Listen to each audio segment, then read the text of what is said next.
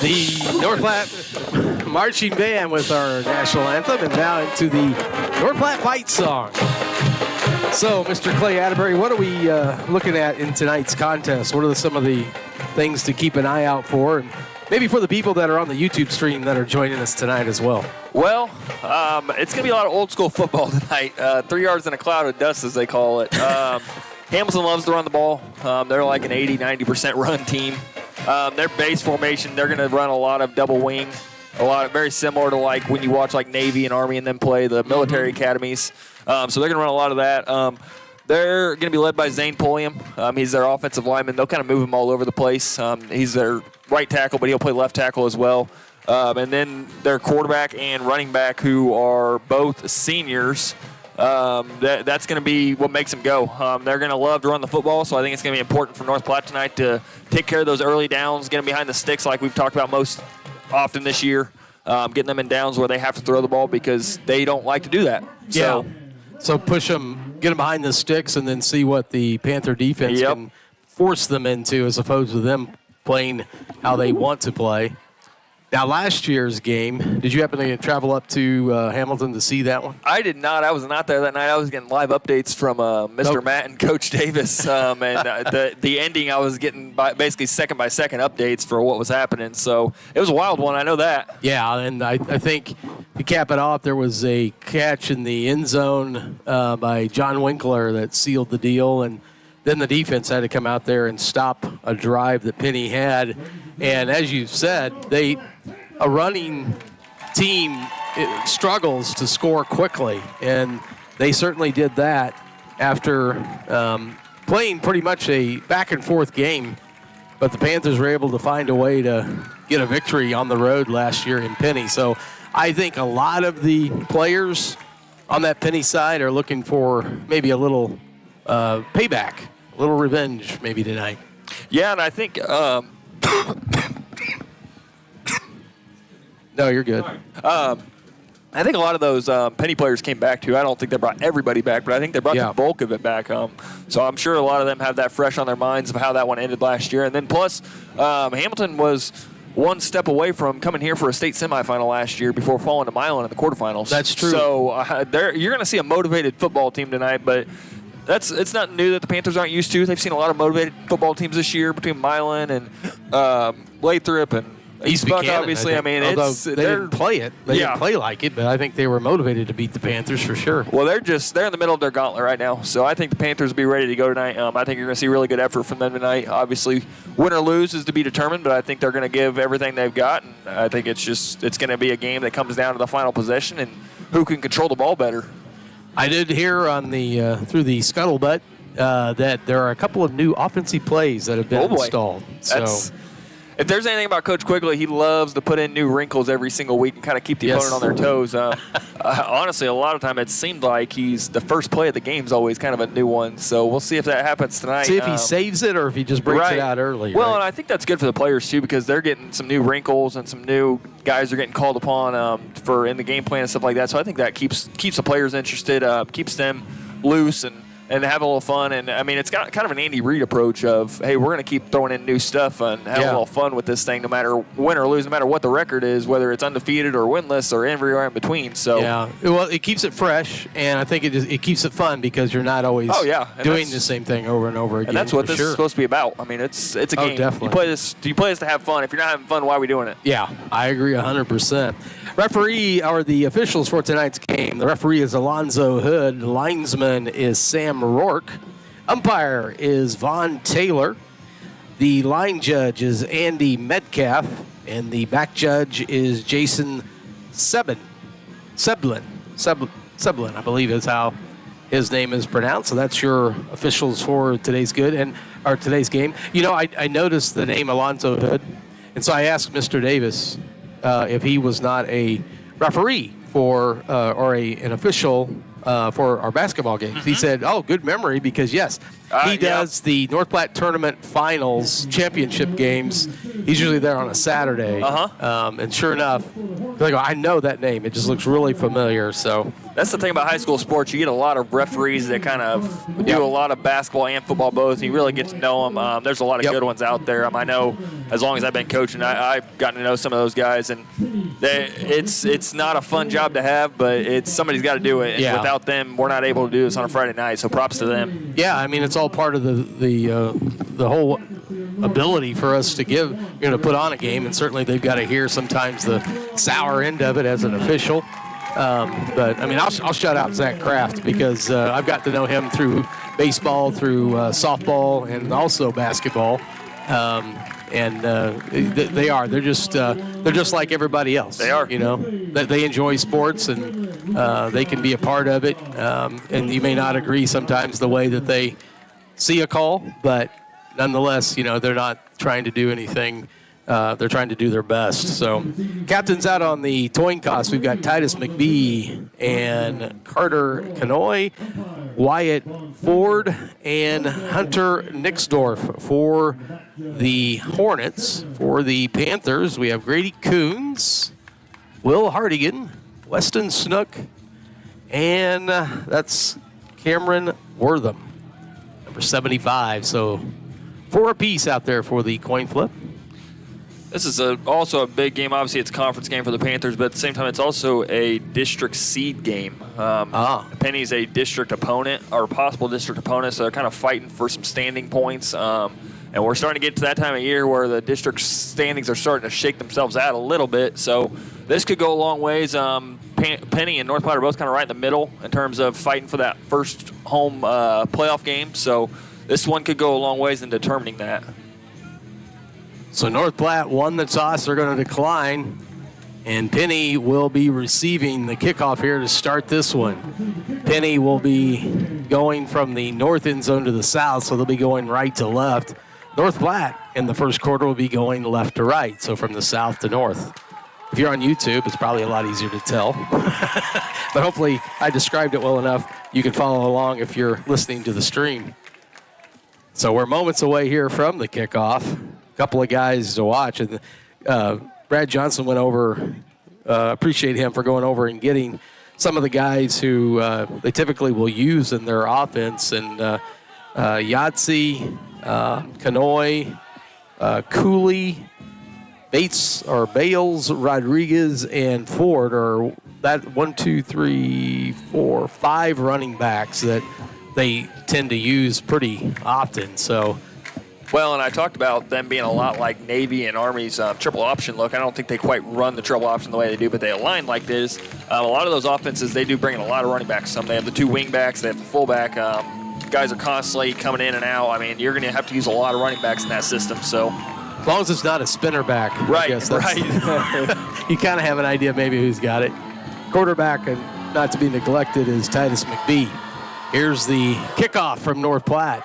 Kind of a going to the far side, picked up there by the 30, returner is back out close to the 40 or 35-yard line, maybe just past it a little bit. That's where we'll get to see the Penney offense start.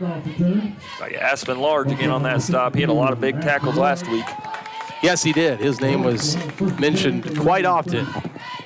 So the defense here is called on right out of the gates as we get this one started. So if you're watching on YouTube, this is their base offensive set right here. Double tight end, double wing. Yeah, nobody out wide. Everybody's packed in there. Quarterback right up underneath the center. Here's the snap, and the toss goes back to number 19. He's up through the middle and close to the 45, so pick up about at least 9 on that play. Carter Canoy on the carry. So bring up 2nd down and 1. So the Panther defense gave up 9 on that first play. We'll see what they do here on 2nd and 1. There's a snap, pitch back to Canoy again, and he's across for the first down. Picks up a couple of more past that, gets up close to the 48-yard line. That's where Penney will have it, 1st and 10. And the defense didn't give up quite as much yardage on that second run, but they need to find a way here to maybe get them behind the chains or get them to not pick up this first down. They got to get all the way to the 42, Panther 42.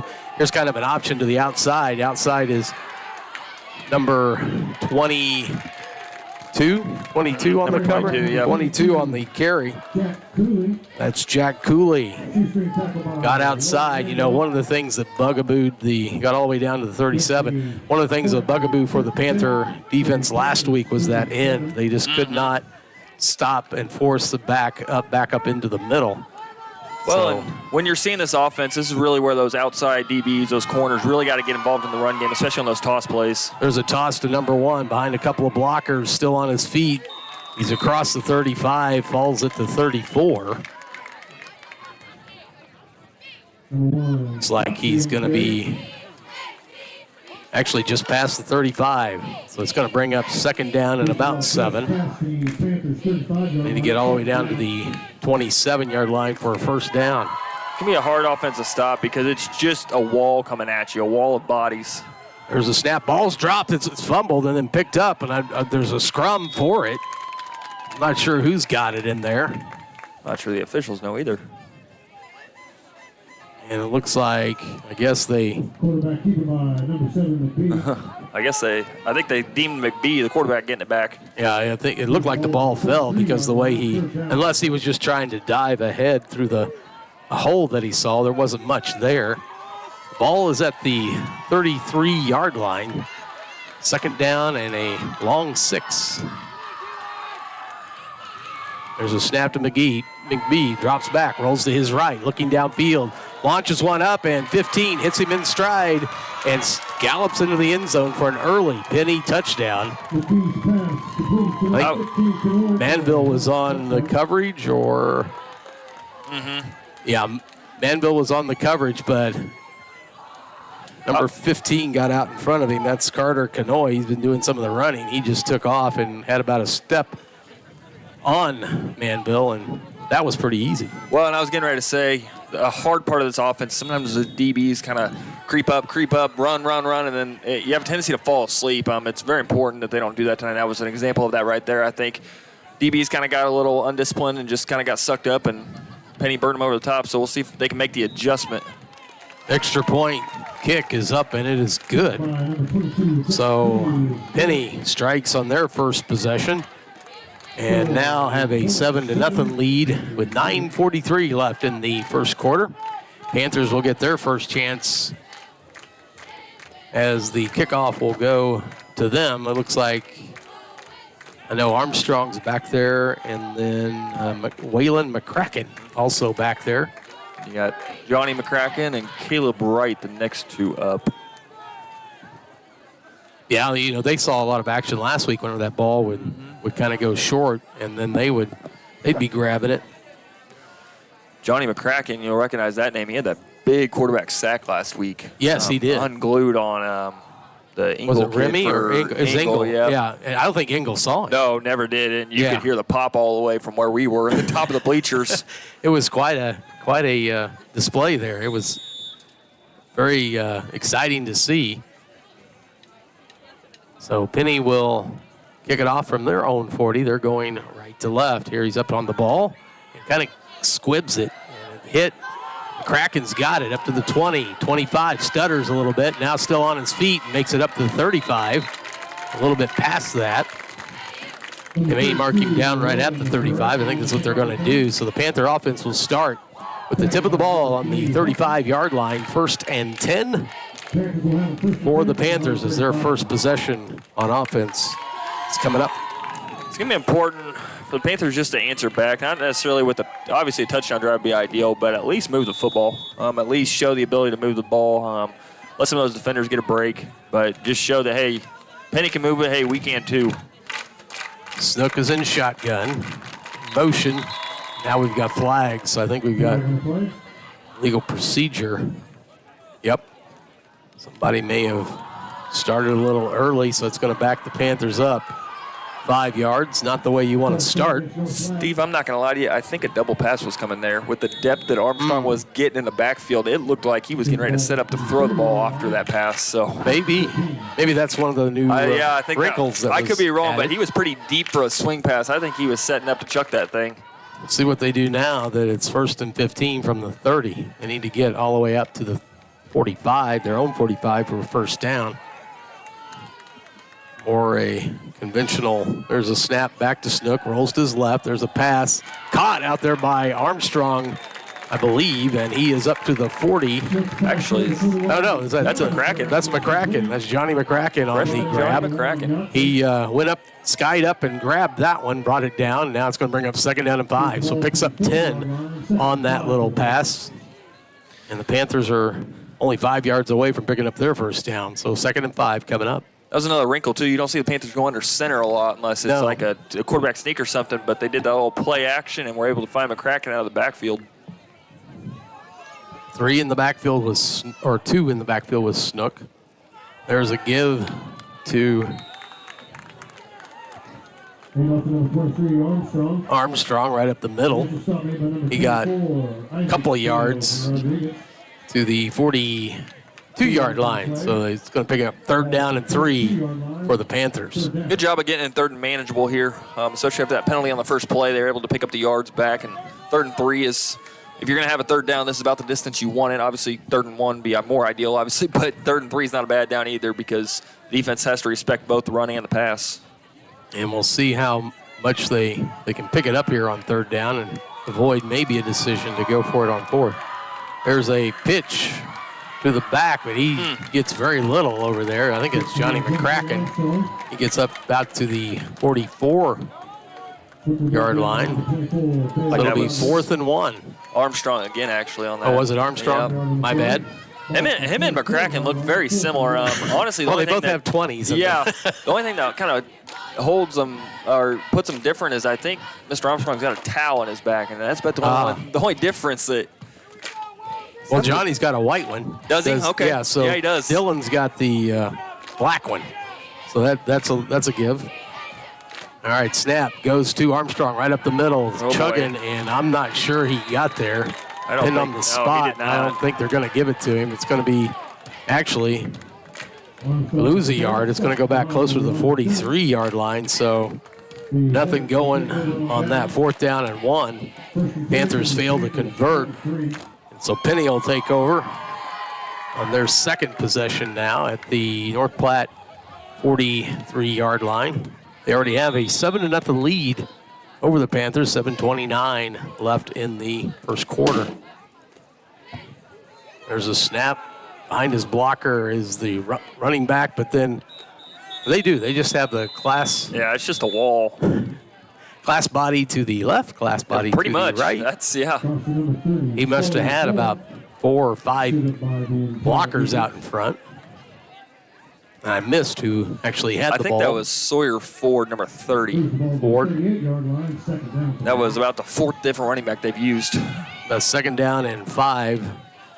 Now here's a give to Canoy. in the middle. He's still on his feet and is brought down, but close to the first down, past the 35, maybe gets to the 34. It's going to bring up 3rd and 1. I think they need to get just to the 33-yard line. Well, and as much trouble as we're having up here determining who has the ball, the defense is having more of an issue because all the misdirection in the backfield. You really got to stay home and read your keys and just, I mean, if the ball happens to be in front of you, make the tackle. So, you know, I mentioned about that. There's a quarterback keeper. He tries the middle, still being shoved, still on his feet, but then Kraken comes in and pushes him over. I'm not sure he got that. Might be short. Might be about a half yard short. I don't think he got much because I think they're right at the 34. That's about where the ball was. His lineman basically he got in the way, and he was on top of them, so not technically down, but unable to go anywhere. So it's going to bring up 4th and 1 at the 34-yard line, and they get to the 33-yard line for the first down. 5:52-51 running here in the first quarter. 7-0 Penney lead. Here is calling signals. Good job by the defense not biting on the hard count.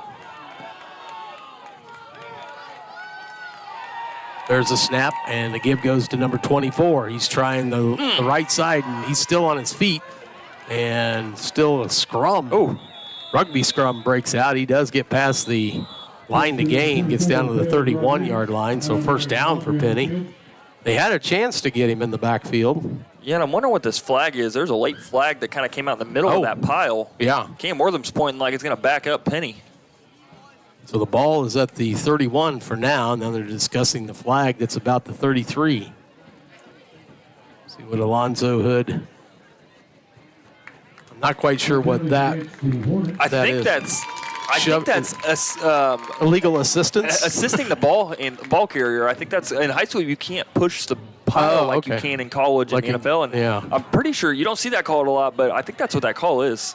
So they're going to mark it off from where the flag was, about the 34-yard. It's a 5-yard penalty, so it backs it all the way up to the 39-yard line. It'll be 4th down and 5, 6? About 6. About 6, yeah. 4th down and 6 coming up. This is one of those passing downs. I mean, Penney might try to run it on 4th and 6 here, but this is one of those. They might have to throw the football here. You make sure as a defensive back, you've got Matt back there, Carpenter, or Manville. Armstrong. And Armstrong, the safety out there. So 3 wide to the right. Ball's rolled back on the ground, and he chucks it up in the air, and it's going to fall incomplete. Intended for number 1. That is Tate Yahtzee, and he was unable. It was out of his reach, a little bit too far out in front of him. So it looked like did the ball roll back to the quarterback on the snap? It did, and so I think the design there was for McBee to take the snap, roll to his left, and kind of those receivers are dragging across the field with him and just try to hit one of them. The ball rolling took a while to get back there, and that's what North Platte was able to get some pressure and then obviously rush the throw from McBee. So good stand there by the defense. It was a good.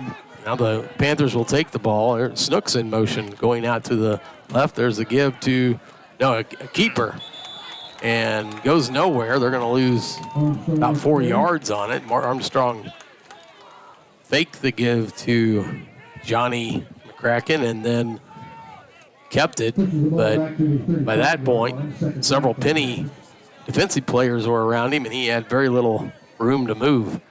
Yeah, right now the Panthers just losing the battle in the trenches. Just getting a lot of guys in the backfield, not getting much push up front. I'm sure they'll make an adjustment to moving forward, but they're going to have to find a way to move some bodies and give those ball carriers some room to run the football. They're behind the sticks now. It's 2nd down and 14 coming up on this play.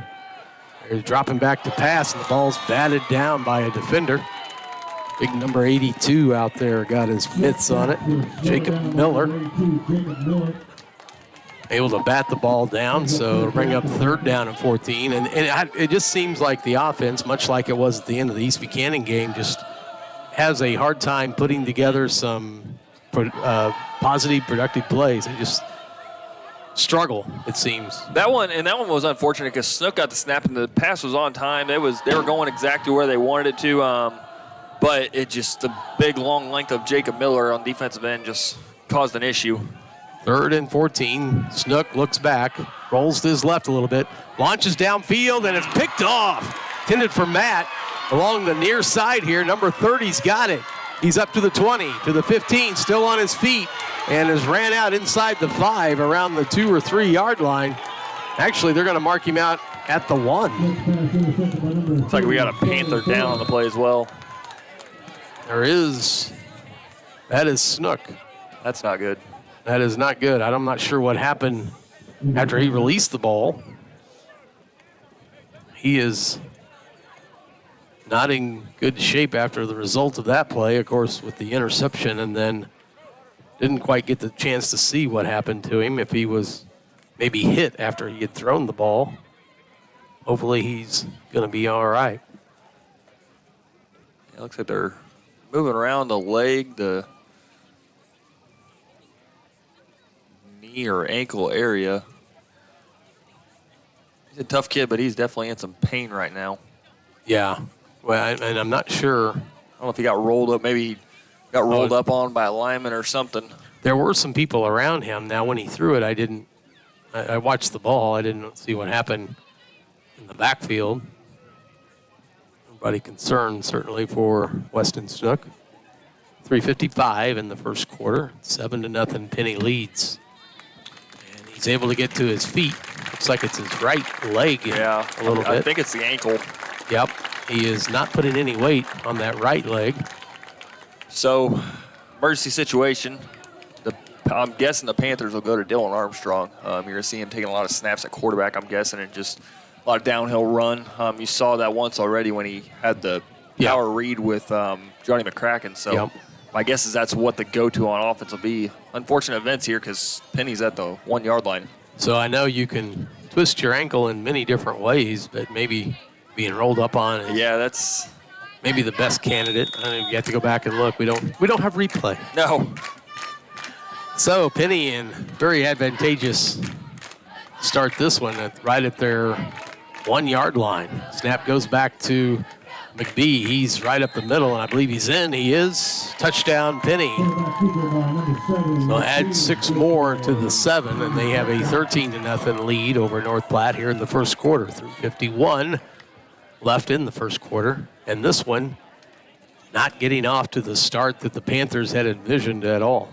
No, and the energy just kind of got sucked out of this place on the turnover and down to the 1 and the quick touchdown. So we're going to see Panthers have shown toughness this year. They've shown the ability to come back. So I have no doubt they're going to keep battling, but they're definitely going to have to find some momentum some way, somehow, and try to find a little life on offense. Kick is up, and it is good. So 2 touchdowns and 2 extra points converted. So it makes the score Penney 14, North Platte 0. They'll be getting the ball back, and we'll have to see who comes in at quarterback, because it looks like Weston Snook will not be playing quarterback, at least for right now. He's over on the bench. And we could check in with our sideline reporter. Yeah, Coach Kemper definitely, I'm sure, is hearing some things down there. Might not be a bad time for that, checking on the health of Mr. Snook.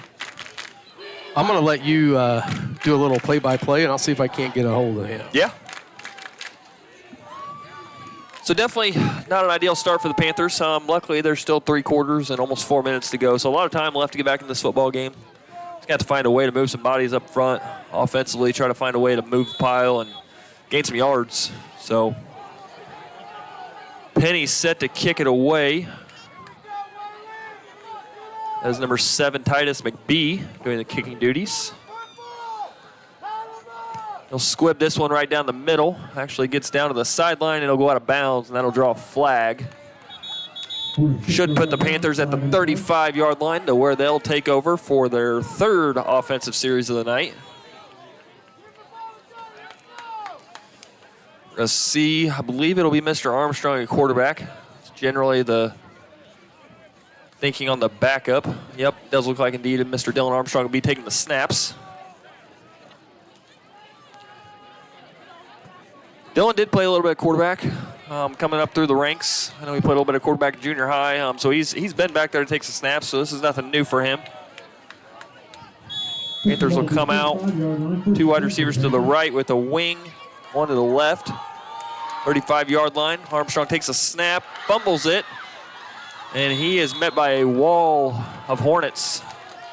Loss of 5 on the play.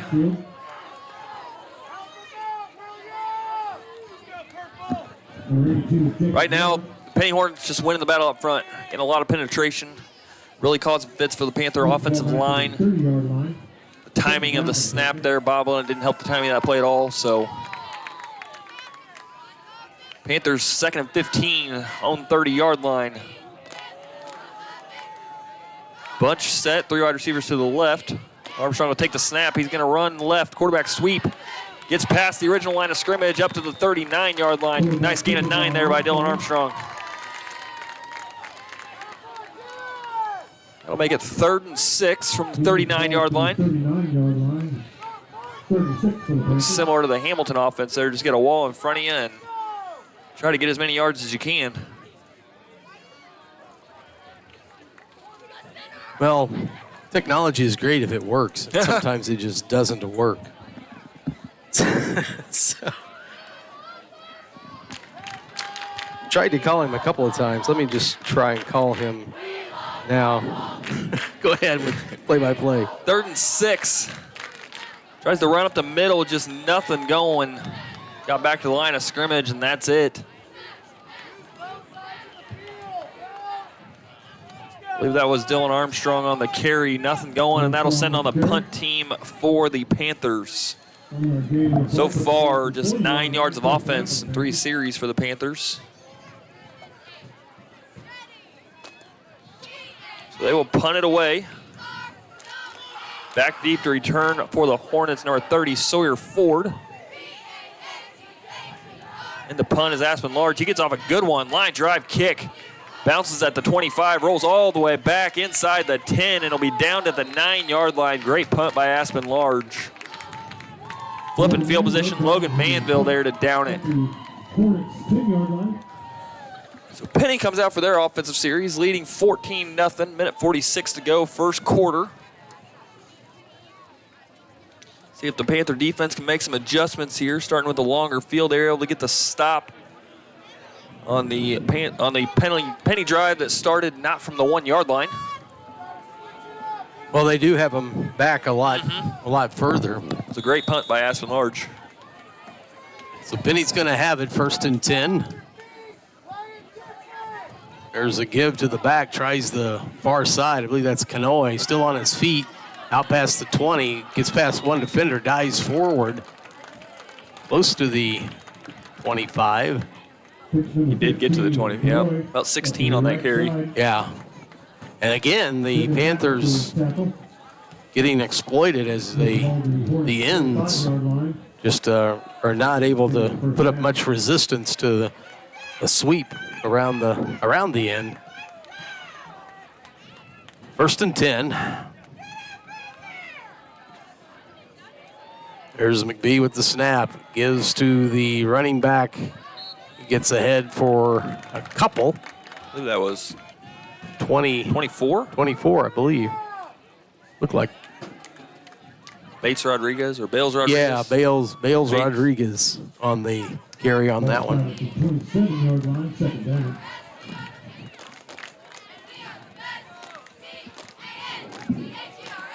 Bring up 2nd down and 8. 46 seconds left here in the first quarter. There's a snap. Pitch goes to number 1. He tries the right side and up pass through the defense, dragging a couple of Panthers all the way out past the 45-yard line. And that's where they'll have it 1st and 10. So Panther defense not showing much resistance right now. No, Penney just eating up the yards on the ground. It's just break the huddle, get up there, pitch it to one of the running backs and take off. And so far, 78 yards on the ground. They come out this time with 2 wide to the right in shotgun. There's a snap. He just keeps it, runs it right up the middle, and grabbed Cam Wortham, I think I saw in there on that. But he's able to get ahead close to 4 yards, pretty close to the 50. Should take us to the end of the first quarter. Yeah, 4-3. Clock is about ready to run down. So not the quarter the Panthers had envisioned or how they wanted to start this one. Now they find themselves down 14-0 at the end of the first quarter against Penney. They will swap sides of the field, and when we come back, Penney will have it about second down and a long 5 as we'll start the second quarter. We'll be back on North Platte Sports Radio right after this. We appreciate our sponsors of North Platte Sports Radio. Here's one you should check out. Did your current propane company leave you out in the cold last winter? There's something you can do about that. Give Nash Gas a call. Nash Gas has been locally family owned and operated since 1945. Let our family take care of your family this winter. Nash Gas offers keep full programs, winter heating contracts, and budget plans, all with superior customer service. Contact Nash Gas at 816-450-3333 or online at nashgasco.com. We are the NFHS. That stands for the National Federation of State High School Associations. But really, what we stand for, together with the MSHSAA, are the 171,000 high school sports and performing arts students in Missouri. And so, we stand. We stand for the runners, debate team members, and basketball players. We stand for their coaches, officials, and adjudicators. We stand for the drummers, football players, and actors. We stand for the golfers, singers, and swimmers. We stand as the national leader and advocate for these essential activities and all who participate in them.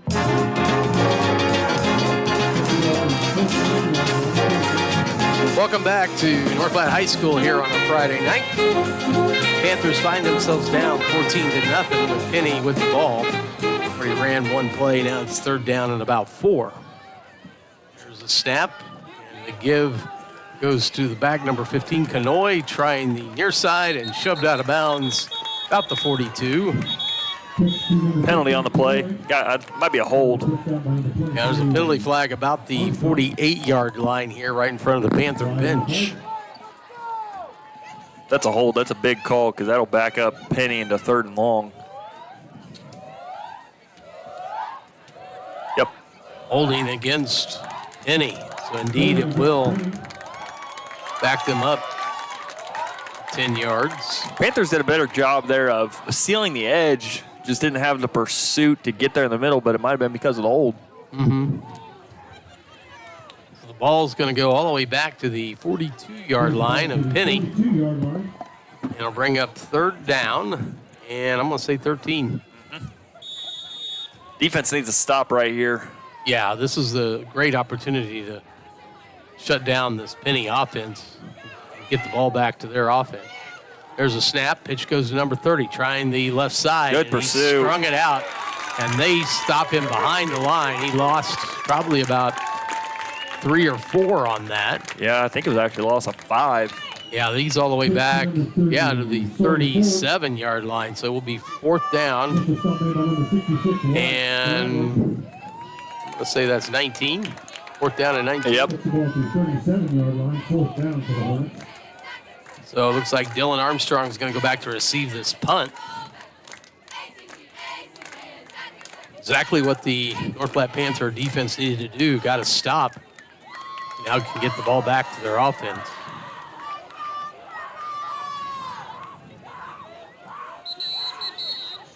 There's the flag. I don't know. Delay a game. Delay a game. They're going to back them up another 5. They're running some motion. I don't know if they were just trying to get the Panthers to jump. Number 10 was in motion towards the far side and then turned around and ran quickly back to the near side. All the Panthers just kind of are watching him. Why and what are you doing? Yeah. Unless maybe he was out of position. I don't know. They say he might have been shifting. I'm not sure. I'm not sure if he knew what he was doing. Dylan Armstrong back about the 30-yard line. There's a punt. It's going to be short. It's going to hit at the 45, but take a Penney bounce. Go down to the 30, 25, all the way down close to the 20. So good bounce. The kick wasn't that great, but the roll and bounce that it got after it hit the ground was definitely in Penney's favor. So they'll start. Panthers will right at the 21. Is that kind of where they're marking them? Right between the 21 and 20-yard line. Yeah. Trying to scan the sidelines to see if Weston Snook is even out here. Yeah, and I'm not sure I even see him down there. Of course, you got Gus French on crutches. So the Panthers are timeout North Platte. Panthers take their first timeout of the game. 9:51 left here in the second quarter. For halftime, they are down 14-0. Also, not good news. Maximum time permitted for recording your message. If you are satisfied with your message, not sure. press I think, 1 to listen to your message. Press 2 to... See, and I thought I had hung up. You're going to get part of the game on your voicemail. Hey, save that. See if it's a good one. If it is, we'll save it. Right now, the Kansas City Royals are losing 2-0 to the Atlanta Braves. It is the bottom of the fifth inning. But the Twins are 0-0 still. That's good. So and we could, either way, a Royals win or a Twins loss will guarantee the Royals in the postseason. Have not been there since 2015. Been a while. Too long, if you ask me. Way too long. Panthers start their drive from their own 21, first and 10. Oh, is that Snook a quarterback? Let me see. It is. That's why I didn't see him, because he was out there apparently. Yeah, he's out there. Give goes to Armstrong, trying to left side, still on his feet, but then upended close to the 25-yard line, picks up about 4. So it'll bring up second down and 6. Yeah, he was out there. Good to see him back out there. Yeah, like to see that. With him not putting any weight on it, you're that was not be pretty serious. Yeah, looks like he's moving okay. Yeah, I got to think it just got rolled up on, maybe a little bit of a stinger. The more you move around in those, the more they kind of work themselves out. Now tomorrow it may not feel so great. So second down and 6 from the 25.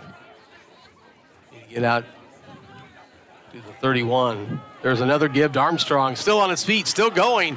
Dives forward, enough for the first down past the 35, close to the 36-yard line. Good run there by Dylan Armstrong. First down, North Platte Panthers. Yep, good to see. Panthers starting to make some adjustments, finding some room to run. Like I said, there's plenty of time to get back into this game. You're only down 2 scores. Oh, yeah. So, especially they do get the ball out of the half, so if they can eat some time off and just find a way to score and kind of get some momentum back. Well, if you can end up, with either stealing a possession or just end up stopping the other side, you can make remedy pretty quick to get back in this one. Sometimes you just got to ride that wave out and find a way to just limit the damage. Whew. There's a false start, I believe. It's the Panthers part of the line. Jumped a little quick. They were trying to get Penney to jump. They're going to be moved back 5 yards. It'll bring up first and 15 now from the 31-yard line. Need to get all the way out to the 46 for a first down.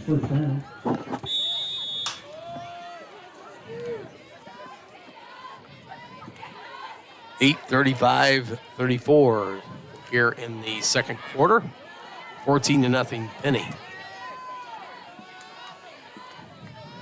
Snook under center. Takes a snap. Fakes the handoff to Armstrong. Looking, throws, and not handled by Grady Coons. The ball was a little behind him. He tried to adjust to it, but it fell to the ground. So the pass falls incomplete. They'll stop the clock. Yeah, that one didn't. The ball didn't look right coming out of Snook's hand there. I don't know if it got tipped by a defensive lineman or if he lost the grip or what, but it just looked a little weird coming out of his hand. Very wobbly and didn't have a lot of zip on it.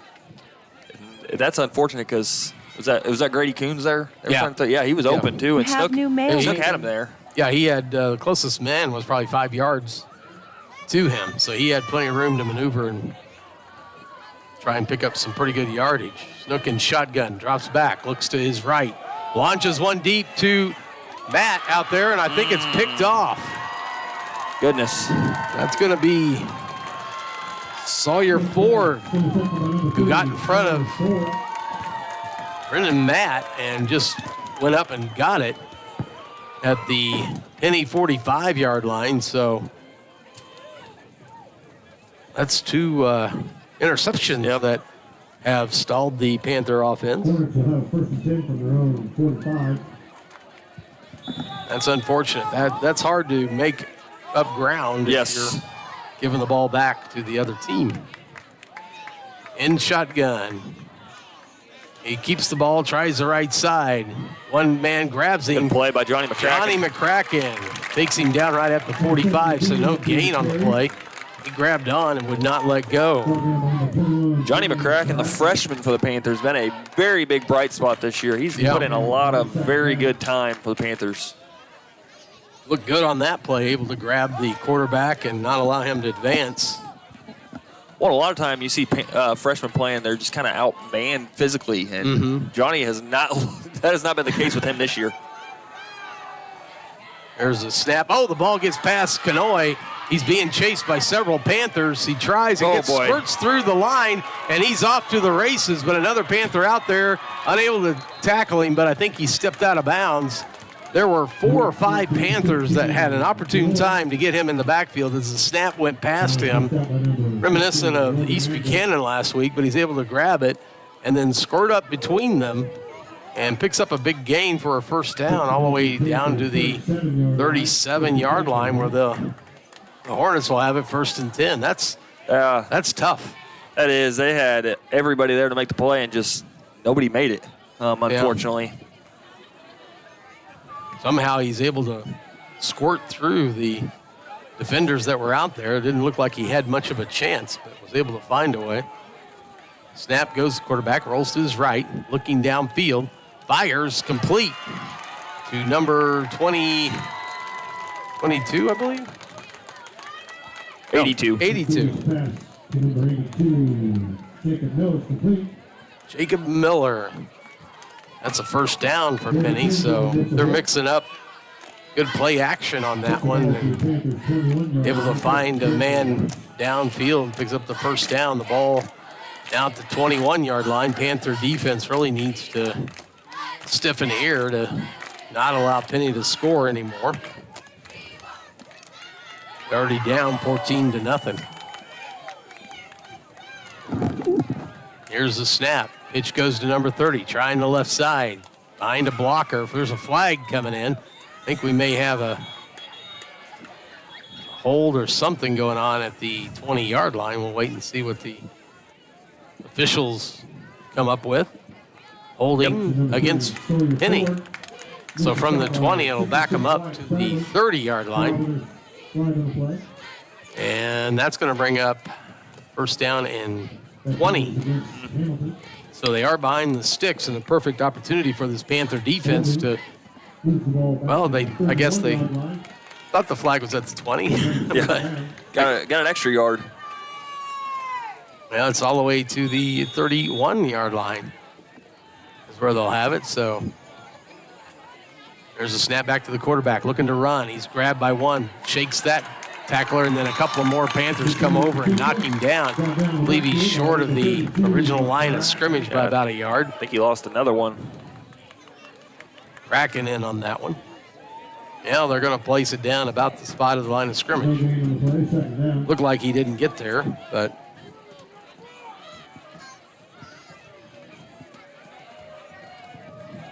so that's going to bring up second down and basically 20 or 21. It's a big series because, like I said, the Panthers do get the ball coming out of half. They got to find a way to buckle down and get a stop. So McBee up under center. Ball is dropped. He picks it up, is running, being chased, throws the ball, and it is caught. And then I believe he may have caught it whenever he had his knee down. Yeah. See, 15. Is that who caught that? I think it may have been 15 on the far side. They're going to place the ball at the 26-yard line. It'll bring up third down and 15 now. Panther defense needs to find a way to get a stop here. Definitely 4-down territory for the Hornets, so they might try to run the ball here just to try to get a little closer on fourth down. B in shotgun with the back there with him, rolls to his right, looking downfield, launches a wobbler downfield, and it almost was picked off. Had a couple of Panthers back there and knocks it down. Got another flag on the play, too, far side. Complete pass intended for number 82, Miller, falls incomplete. Good coverage there by the Panthers. Another flag on the far side, about the 30, or I'm sorry, the 27 or so. Chop block. Chop block against the Penney Hornets. Is that the 10-yard variety chop block? I believe so, yeah. Oh, maybe. That'd be 15. No, Oh, 10 yard. Or 15, yeah. Throw It it is back to 15. 41. So a 15-yard penalty, it's much akin to the personal foul. So 3rd and forever. 3rd and forever. So if it's at the 41-yard line, they need to get, that's like 30. Or at least 30 or yeah. 31. Scoreboard agrees with you. 30 Do they? exactly. Well, great minds think alike sometimes. Thinking like Tim Nash. Penney snaps the ball, drops back, rolls to his left, looking downfield, throws the ball, and it is broken up on the play. Armstrong was there. Looked like he had a chance to intercept it, but it was knocked to the ground, so it'll bring up 4th down. Miller falls incomplete. Panther defense keeping them in this one. That was a good stop and just kind of keeping this to a 2-score game, keep them within striking distance. Yeah, they really need to find a way when they get this ball back, barring them not getting a stop here, but get the ball back and find a way to get into the end zone. 5:56 left in the first half. Penney back to punt. Looks like Dylan Armstrong is back to receive. Timeout, We got Penney. a timeout. Penney, yes, indeed. Penney with the timeout. So any update from the Kansas City Royals game? Not a good one. Braves got 2nd and 3rd with 1 out in the 6th, but the Twins are trailing 2-0 in the 2nd inning. So I will take a Royals fell, but the Twins lost, so we're in. Yes. Either way, because their magic number is 1. So either way, that works out. Either a Twins loss or a So basically, Royals victory. The scenario sets up for the Royals is the Royals, the only way they don't get in is if the Twins sweep and the Royals get swept. Exactly. That's what has to happen. I mean, the Royals win 1 or the Twins lose 1. I mean, that's all she wrote. It's done. Yep. So Penney's looking at a 4th and 30 from the North Platte Panther 41-yard line. I'm going to go out on a limb and say we don't see a fake here. Yeah. I say that. We saw one last week in a similar situation. Yeah. So, You never know yeah, what they're going to do. Snap back to the punter. There's a flag. Yep. Quickly thrown on the snap. Got to think And the ball bounces. Got to think and- either somebody lined up off sides or Hamilton didn't have enough on the line of scrimmage. Ball is down to about the 11-yard line. See what this flag's all about up here by the 45.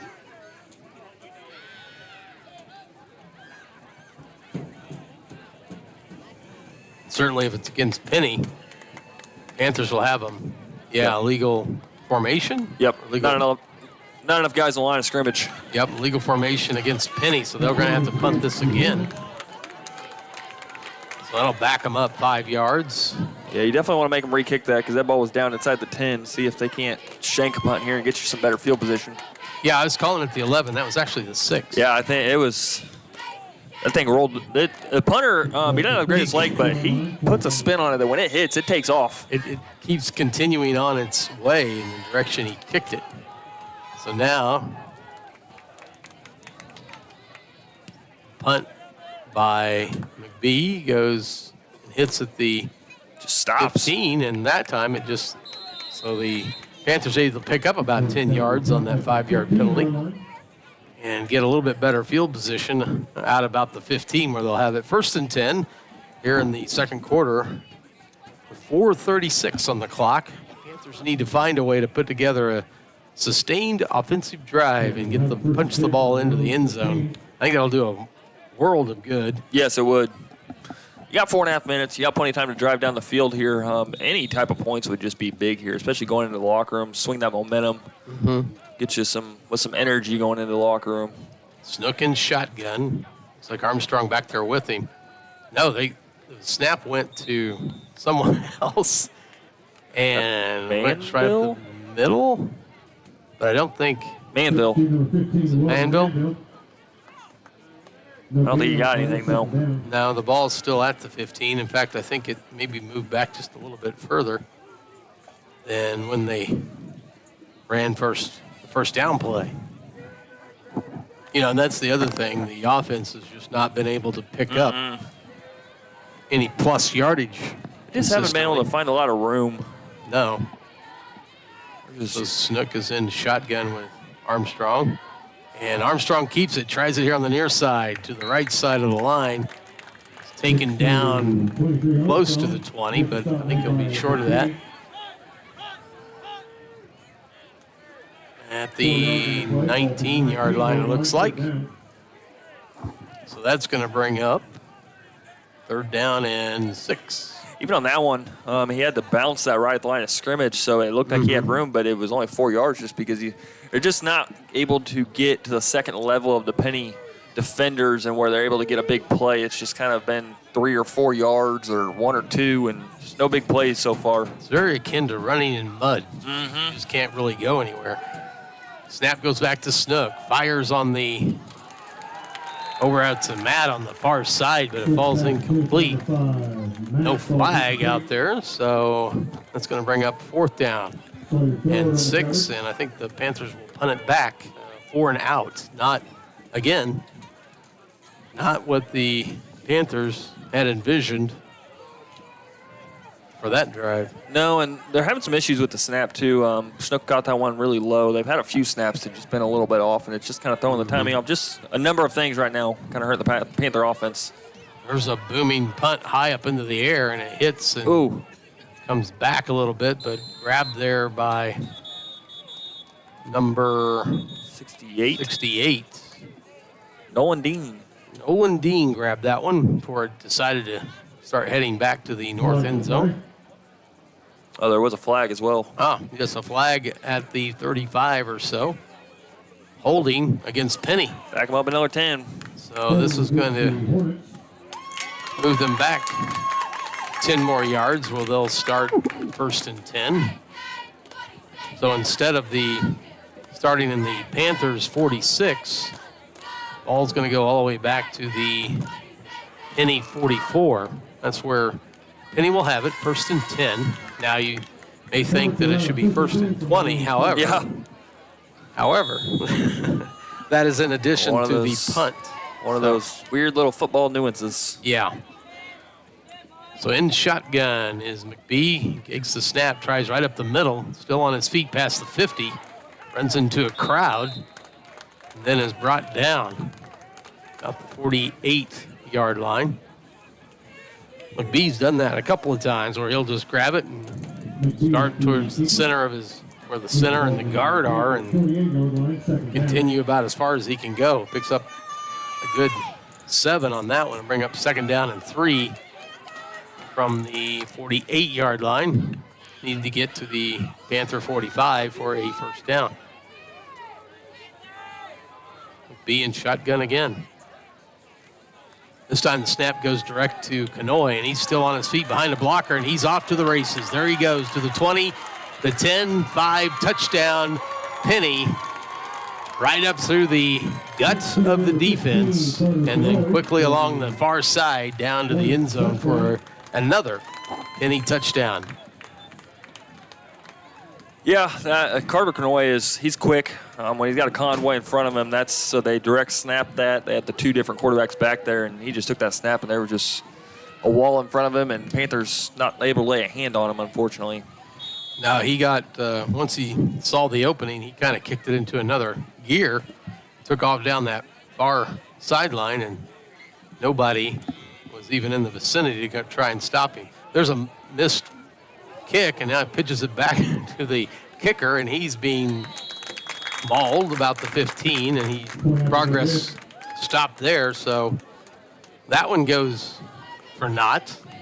So Penney does not convert on that one. So 2:12 left in the second quarter. It is Penney 20 and North Platte 0.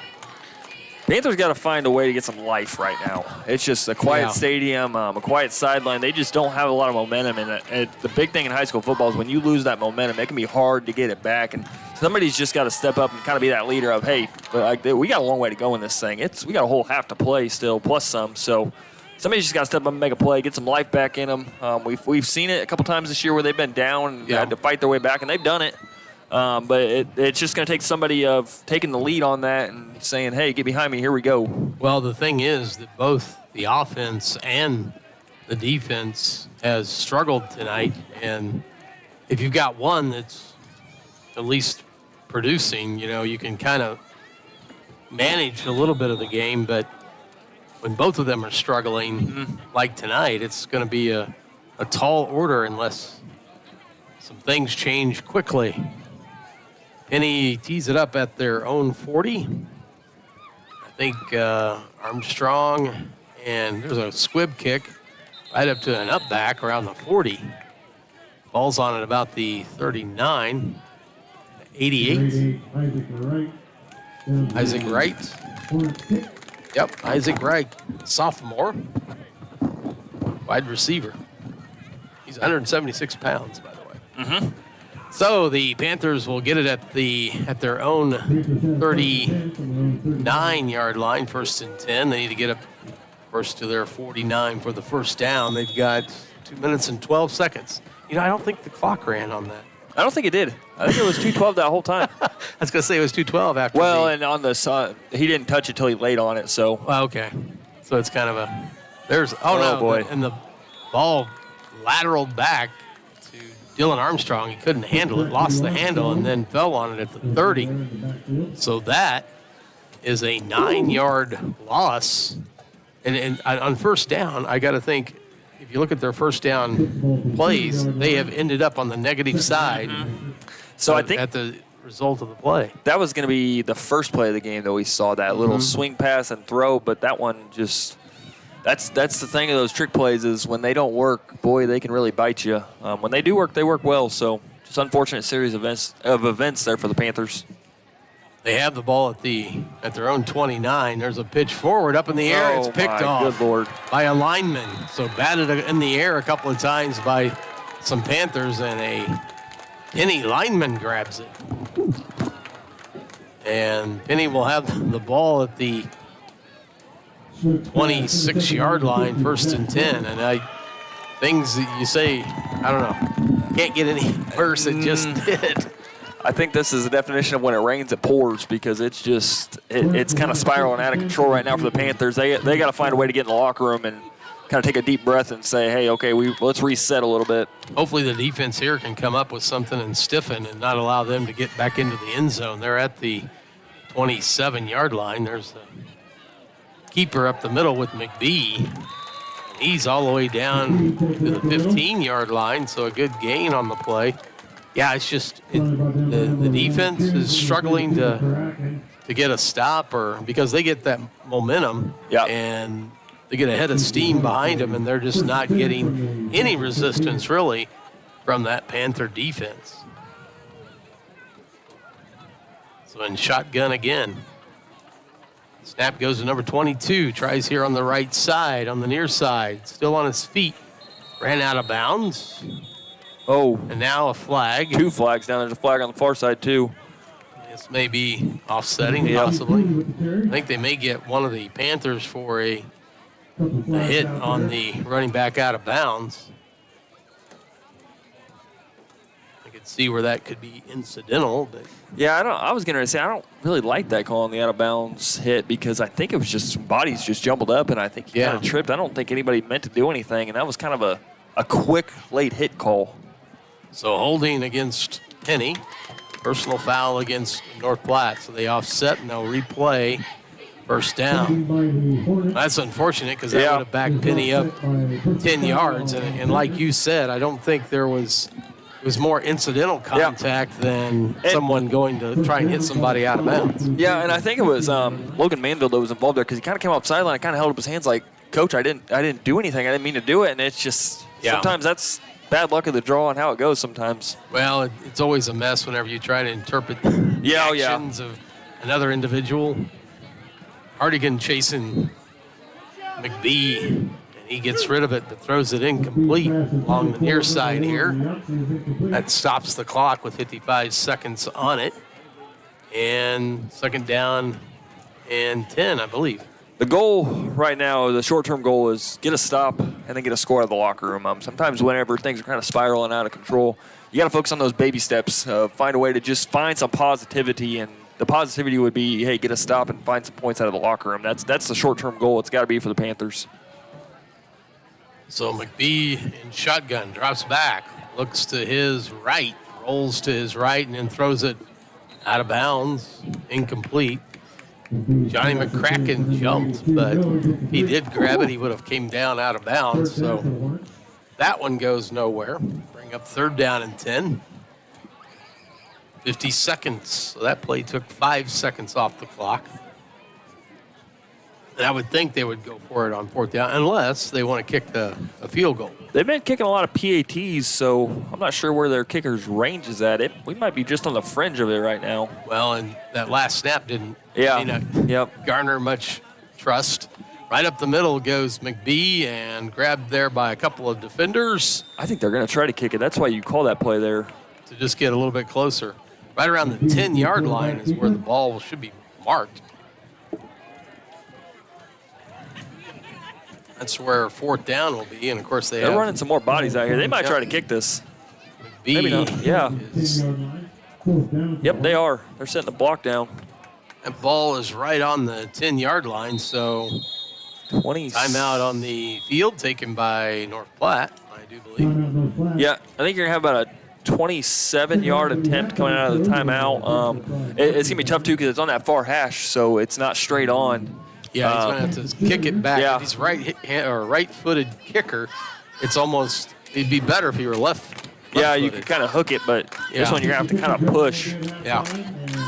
It is all the way over on that far hash. And the ball will, I imagine, be set up at the 17, which will then be a 27-yard attempt by Penney.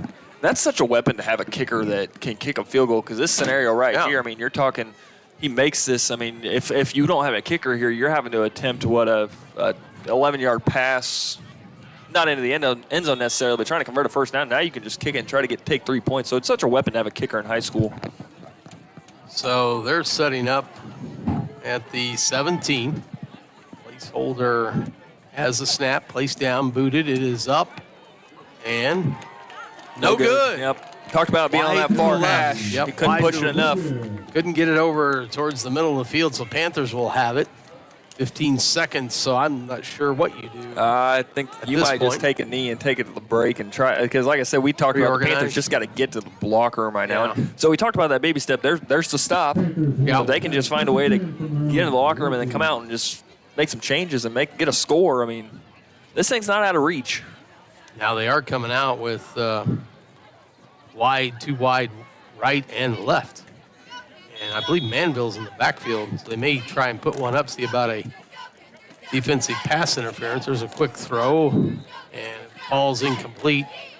Intended for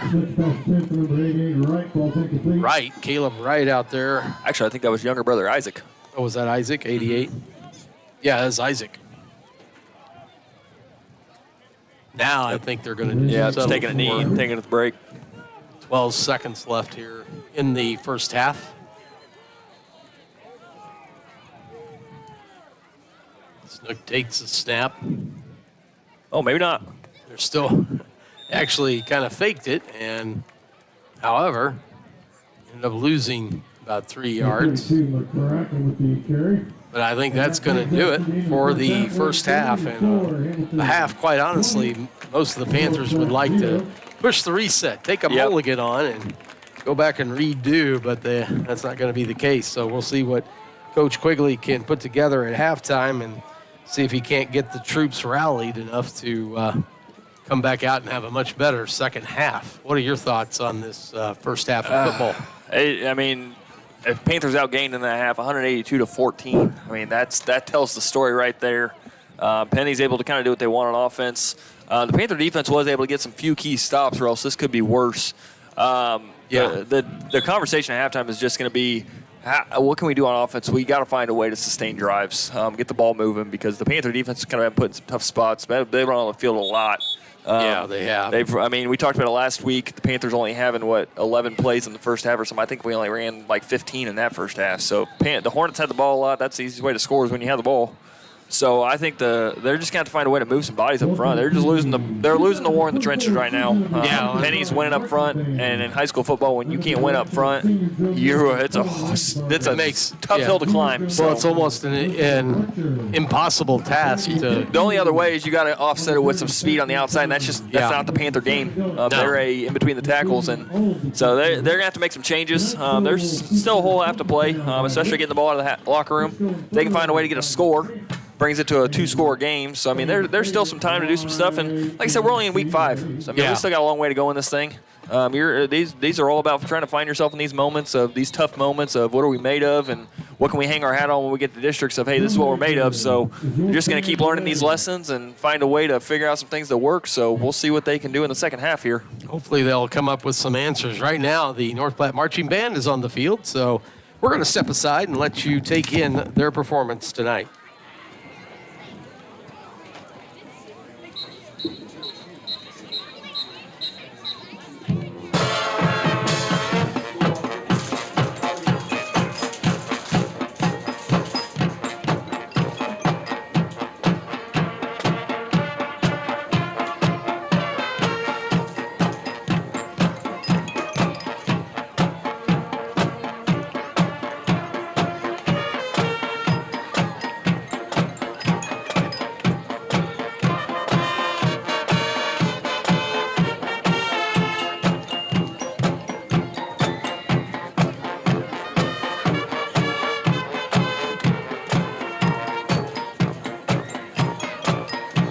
Have new mail waiting.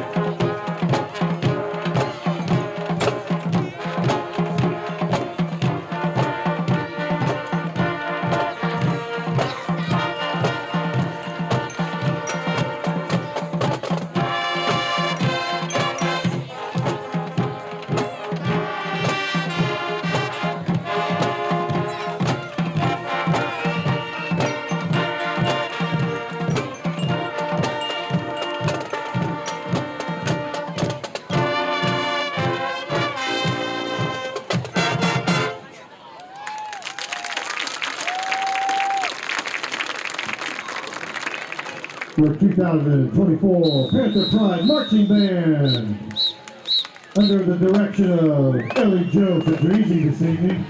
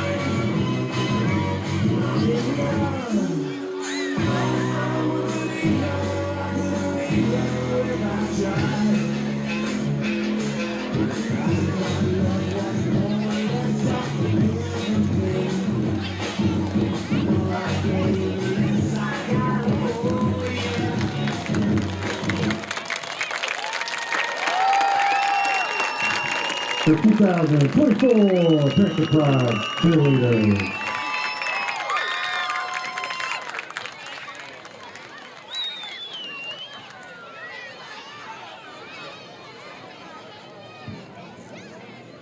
All right, ladies and gentlemen, the results of the silent auction. Here is the list of winners.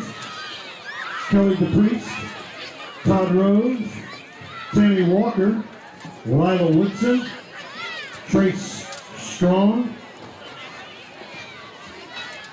Jeffrey Short, Summer Large, Ron Gwynn, Jennifer Ralston, Amber Coons, Mackenzie Chestnut, Carrie Locker, Carrie Brooke Hyde, and John Chestnut. Those are the silent auction winners. The winner of the 50-50 raffle, Kathy Summers. And the winner of the meat raffle, the DeBoard family. Please go to the FFA building to claim your prizes.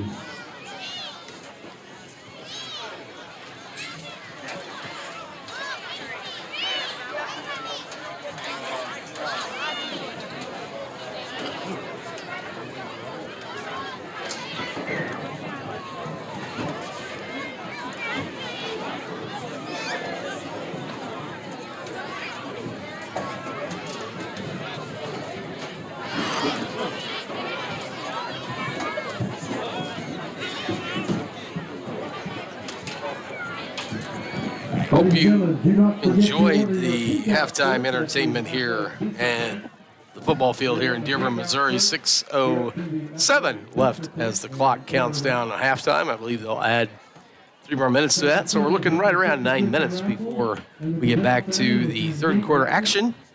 So we're going to step aside for a little bit and be back with the third quarter on the North Platte Sports Radio after this.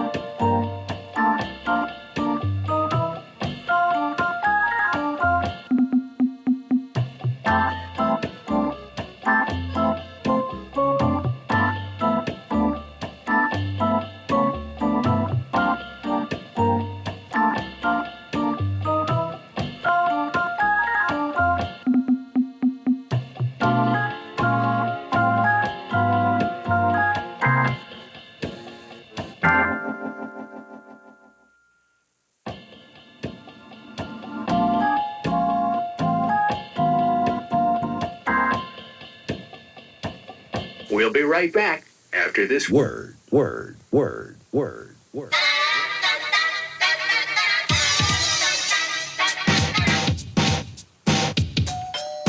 Hi, honey, I'm home. It's time to get busy. Television. So white and chocolatey, too. Television. It's so fresh. Look at that shine. Look at that shine. Look at that shine. Oh, yes. Lemon. Chicken. Liver. With fluoride. Gee, Mom, can I have some more? We'll be right back. After this word. We'll be right back. After This word. We'll be right back. After This word. We'll be right back. After This word. We'll be right back. After This word. We'll be right back. After this word. Bargains, bargains, We have new mail bargains. waiting. How much would you expect to pay now? Bargains, Have your credit card. bargains, Have your credit card. bargains. Ready. Here's all you do. Not just one.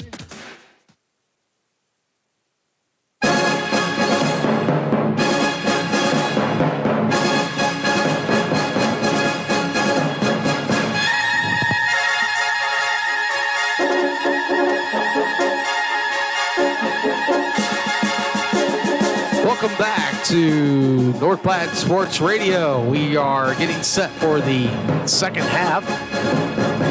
Panthers will be receiving the ball. They are down 20-0 against the Penney Hornets as we get ready to start this one off in the third quarter. Mr. Atterbury, what are some of the areas the Panthers need to kind of focus on, just to break it down really to the basics? I mean, got to find a way to move some bodies up front. I think Penney's hangs their hat on their offensive line and their defensive line, and right now they are controlling the game, especially the way they play on offense. That 3 yards in a cloud of dust right now is about 10 yards in a cloud of dust. So yeah, they got to find a way to cut down on that, find a way to slow down the running game.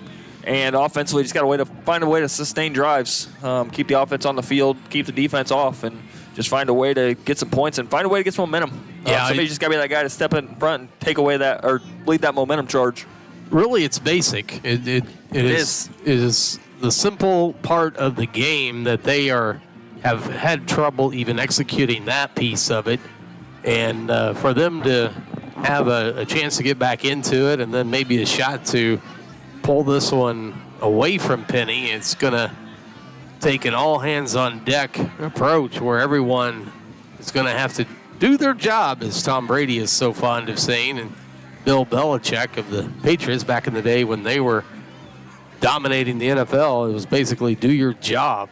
And if the Panthers can find a way to a man to do that, then maybe we can see some positive things start to turn in the favor of the Panthers. So far, there hasn't been very much, unfortunately. No, there has been.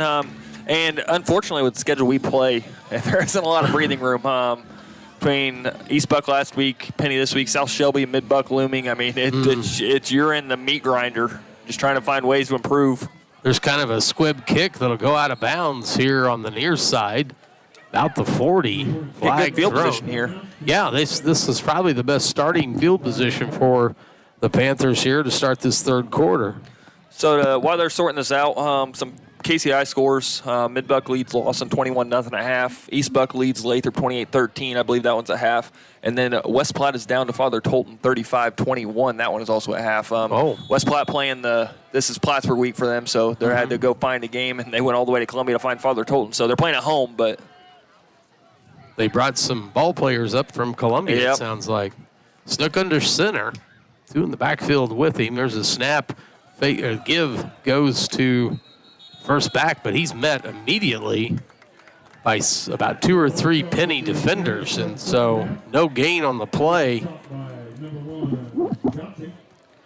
it's been tough sledding for Dylan Armstrong tonight. Like I said, just hadn't found a lot of room to maneuver. He's got 12 carries, 14 yards. He just seems like the moment he touches the ball, there's a hornet in his face every time. Well, much like it was last week, East Buchanan. Yep. And when you don't have any room to even operate, it makes it very tough to basically their only choice is to run into them, and then you end up not getting very far. Snook under center again. There's a snap. Pitch this time to Dylan Armstrong. Cuts it back up to the middle. Leans ahead and gets close to the 45-yard line. So a good pickup there on the cutback. Able to, he looked like he was going to go outside here and head towards the near side, but cut it back up towards the middle. Able to pick up a few more yards. It'll bring it up now to a second or a third down and a long 5, it looks like. But no, it's at the 44-yard line, so we're going to call it 3rd down and 6. Well, and I think that's where the Panthers are going to have to find some successes on the outside. It is pretty clear that Penney's going to control the middle, so they got to find ways to get the ball outside those tackles and find some space. Snook again under center. There's a snap, fakes the give to Armstrong. Now over the middle and incomplete, intended for Coons, I believe it was Grady Coons, but it was out of his outstretched arms, out of the reach of them anyway, and so the ball will fall incomplete, brings up 4th down, and Panthers immediately are 3 and out again, and this time in punting formation.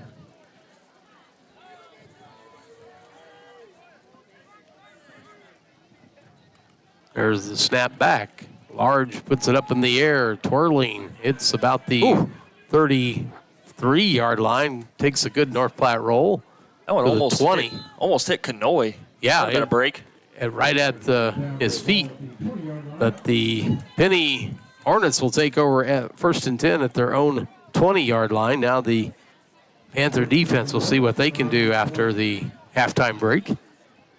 10-18, so the Panthers on that first drive didn't even have a 2-minute time of possession. That is not a good recipe if you're going to end up on the positive side of the scoreboard. So Penney has it. In shotgun, give goes to McBee right up the center. Tries there, gets maybe about 3. It's going to be around the 23 that they're going to mark it. So not a large gains, which is good. He was gashing the Panthers first half for 5 to 7 on that run right up the middle. That time, he only picked up 2. So he's at the 22. So 2nd down and 8. That's a good, hopefully a good sign. Yes. That the Panthers are starting to give more resistance to this Penney offense. B back in shotgun, and the ball goes past number 1, squirts all the way back to the 5, and wrapped up there by several Panthers and taken down inside the 5. I think they're going to give him forward progress around the 4. There's a flag, though, back at the 20. Illegal chop block, too. This might be just what the Panthers need to get going. Chop block on Penney. Decline that. Yeah, I'm sure you would decline that and take results of the play. Take the loss of 20 instead, and the down. The ball's going to be placed somewhere back at the, well, there's one official here on the near side. It's about the 2-yard line. So the ball will be all the way back at the 2. So the first down line to gain is at the 30. So that's quick math, 28 yards. So if I'm the Panthers coaching staff here, here's what I want to do. I want to keep them right here where they're at, and then on the punt, send the house, because it's going to be a short snap because of them being in their end zone, and this is where you can really, really get some momentum and get moving. Yeah, they pack everybody in there. McBee, and it looks like Panthers jumped. Unfortunately, more than one of the guilty. There's more than just him, though, that jumped on that hard count, and it's going to move the ball out 5 yards, so still need to get a stop. But what you were talking about now is kind of been taken away. Yeah. Now still can keep them down here, hopefully get them for a loss, but I think that's what they were trying to do, is they were just trying to really drive off the ball and kind of knew a quarterback sneak or something was coming, and it just unfortunately a little too anxious. Play clock down to 10 seconds already. They come up to the line now. Clock runs. 4-3. There's a snap. Running to the near side here, and a couple of defenders to beat, and he's ran out of bounds. He might have a first down. 22. He's up close to the 20-yard line, 22-yard line. That's where it'll be 4th and 8 coming up. Yeah, they got to get to the 30. Yeah, I was looking at the wrong down marker. Here's Sorry, go ahead, Steve. No, go right ahead. Well, here's what Hamilton does that a lot of teams don't do. When they make that toss, the quarterback turns into a lead blocker. Yeah. You don't see that very often, and that shows you have a bulldog back there at quarterback because he tosses it and then is one of the lead blockers. Like, that's interesting. Armstrong back about the 40, his own 41 to receive this punt. There's a high snap, flag on the field. Punt is away. It's about the 50 and dies and starts rolling back towards the south end zone. There's a penalty, I believe, going to be on Penney. Yeah, I wonder if legal shift, it looks like they're motioning. Yeah, a legal shift on the Hornets, so I'm sure you'll take that 5-yard penalty and have them punt it again. Yeah, and the Panthers should get really good field position unless this punt's just an absolute bomb. They should get the best field position they've had all night on the Hornets side of the 50.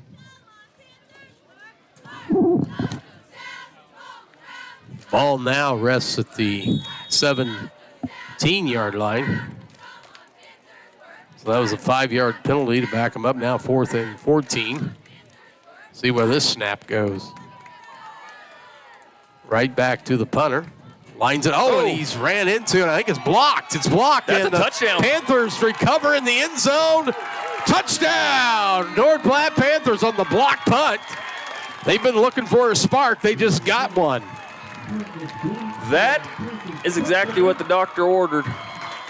Well, you were talking about getting him back deep and doing it, but that worked. Same result. Get the ball back and able to fall on it in the end zone after the block punt. The snap was a lot better. It went right back to the punter this time, and Panthers busted through that line and was able to get back there in front of the face of the punter before he was able to send the ball off. Now you got the student section back into it, the crowd back into it. Now that could go a long ways in how the second half goes. Panthers set up to kick the extra point.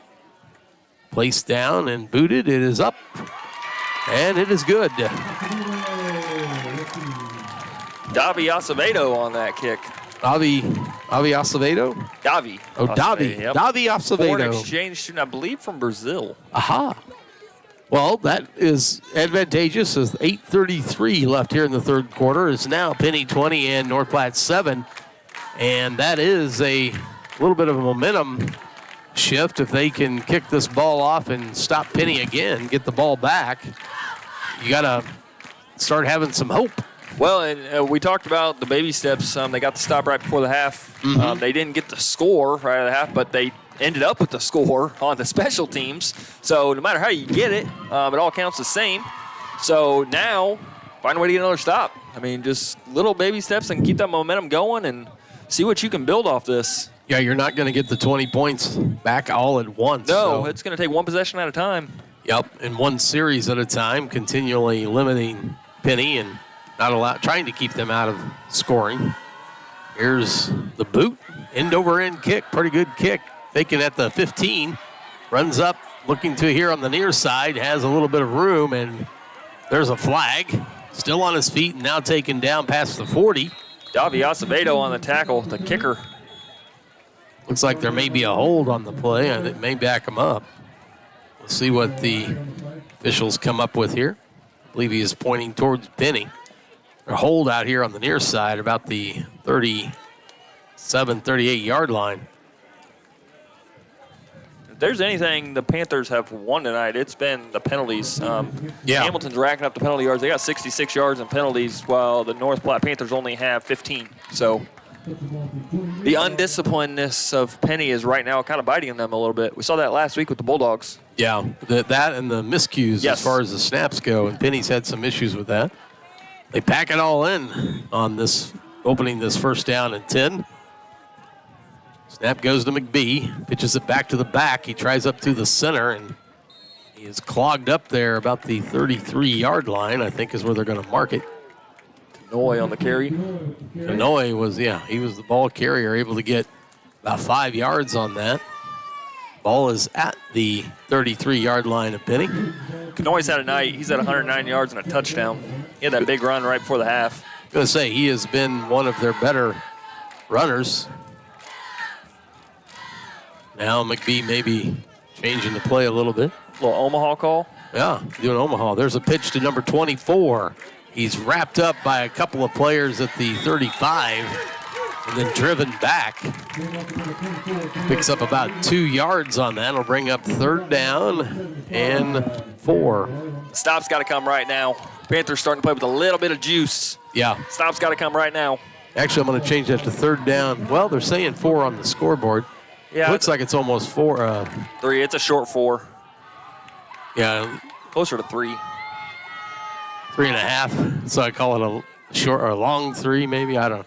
There's a give inside to 1. He's still got it. He's going to be up past the line to gain up to the 39. So I believe he's got the 1st down, able to on kind of a counter as the backs were going to the right and he was cutting back counter to their direction on the left and was able to squeak up through there for the 1st down. So Penney converts.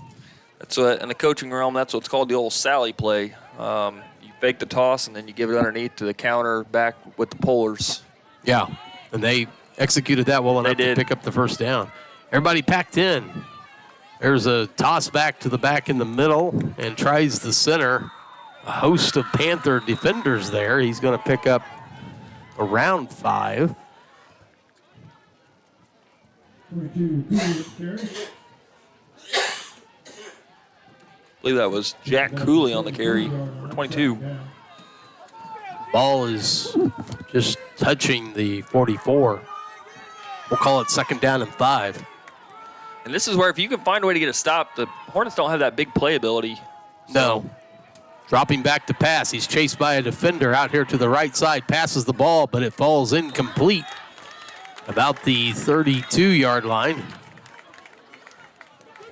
So it's going to bring up the flag down right in the middle of the field, about 3rd down 48. and 5. Holding on Penney. That's going to back them up. I'm sure that Coach Quigley will take that. So it'll be, it should be about 2nd and 15 coming up.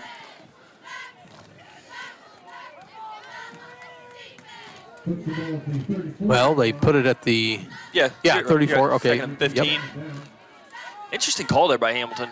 Going to the air after they had kind of been chunking up the yards on the ground. Yeah, they tried to mix it in. We'll I take guess it. they're trying to mix it up enough to catch the Panthers off guard, but so packed it all inside here. And there's a pitch to Canoy on the far side, still on his feet and then wrapped up. Only gain of a couple. He got back up to the 35 and he was stopped. This is what we were talking about, getting them behind the sticks, 3rd and long, obvious passing situation. This is where the DBs can really focus on the pass. The D-line and linebackers can pin their ears back, go get a quarterback. And avoid creating any penalties that would help out Penney. They're all packed in there with the wings on either side, one wing kind of in motion. And there's the flag, so maybe a legal procedure. The pass is going downfield and picked off. Oh! Perfect chance and just could not bring it in. Dylan Armstrong, he had it, eyed it up, sized up that one. It looked like he was moving right perfectly to grab it and just not able to grab the hold of it. That would have been a legal shift. Got to think the Panthers are going to decline this. Yeah, it was a legal shift on Penney. Yep, decline it, bring up 4th down. There's your stop. Yeah, and so the ball goes back to just past the 35. They need to get all the way out to the 49 for a 1st down. So 4th and 14 coming up. See what Penney does here. They're in drop back to punt. Yeah.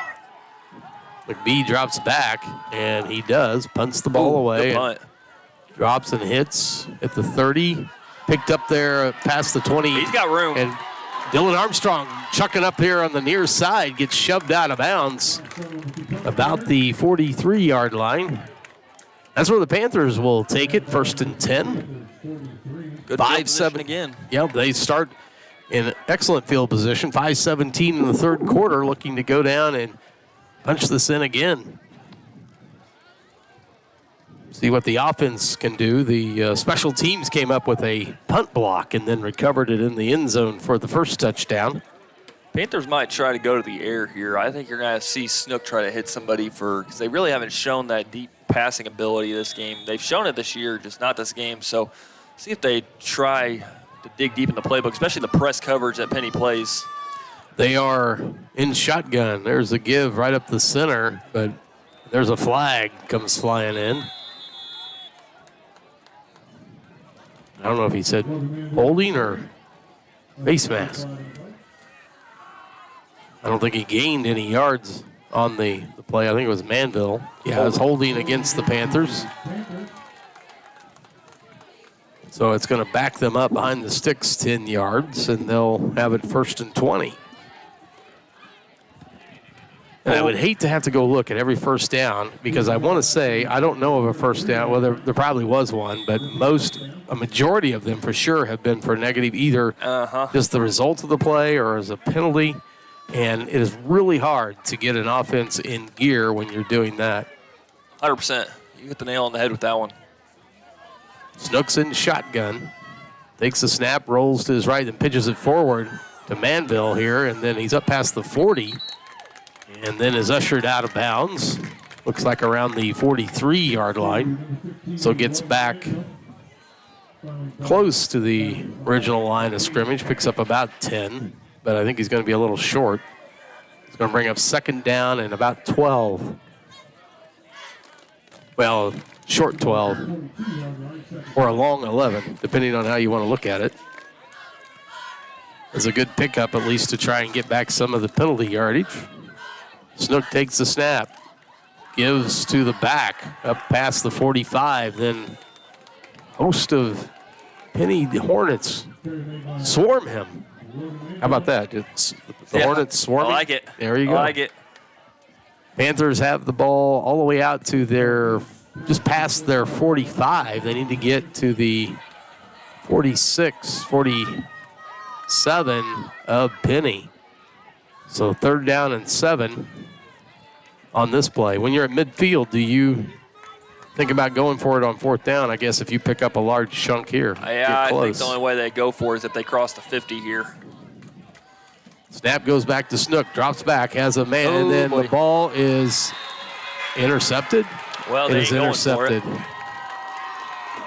The ball came off of Matt's hands and fell right to a defender that was on the ground. I mean, I don't know if you could make this stuff up. Yeah, I don't even know if it got to Matt, to be honest. I think it nicked off a Penney defender. I mean, that's that's a bad luck. Bad luck. Well, it's that movie with Jim Carrey, the series of unfortunate accident or incidents with the Baudelaire family. Yep. They must be North Platte Panthers tonight. There's the snap and keeps the ball. No, he pitches it back to 22. He's on the far side running, but taken down there by Manville and trying to see if that's McCracken. No, it's Armstrong. Armstrong ran him down, but able to pick up close to 7. So 2nd down and 3 coming up. Clock runs 3:07, 3:06 here in the 3rd quarter.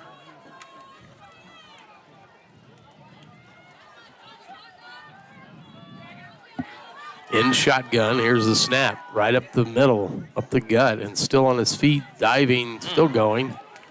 And, he breaks free, and there he goes to the end zone, and he scores.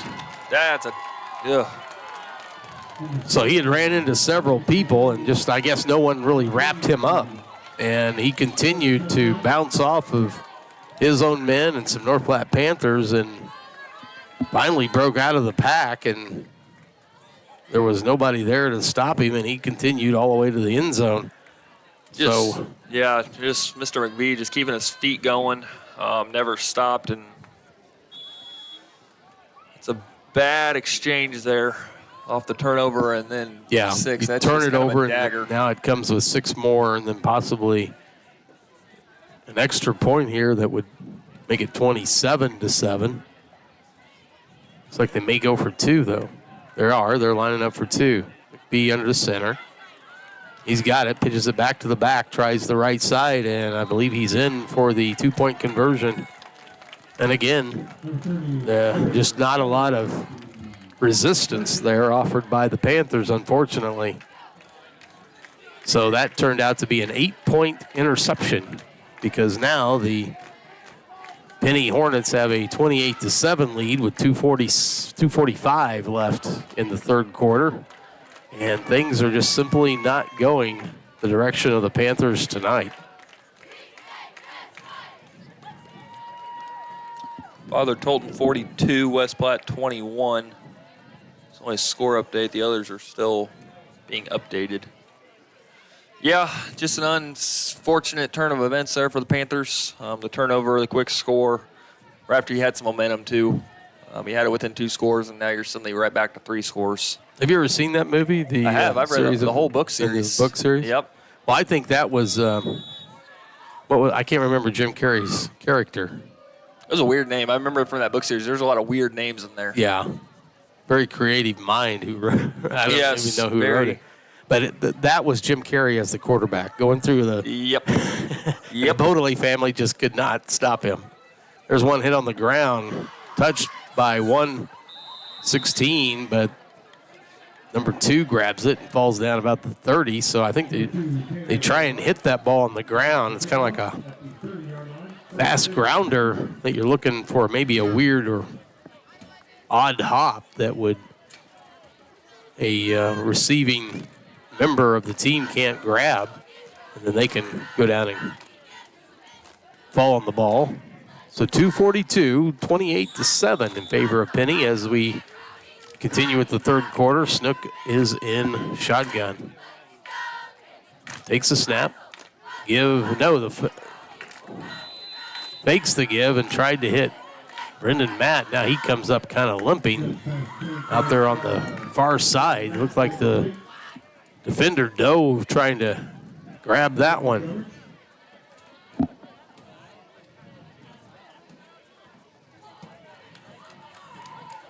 They've kind of seemed to be going to the air, maybe trying to make up some things, but got to try something at this point. Just haven't been able to run the ball tonight. Got to find a way to get some offense going some way, somehow. Now we've got an official timeout. I think they're going to tell Brendan Matt to get out of the game because he's injured. So they're going to have him come to the sideline. And it looks like McCracken, number 21, is in his place, Johnny McCracken. There's one of the 2 that are out wide right. There's a give to Armstrong right up the middle. Nothing going. Yeah, not much there. Gets past, falls forward over the 30, and a stop there.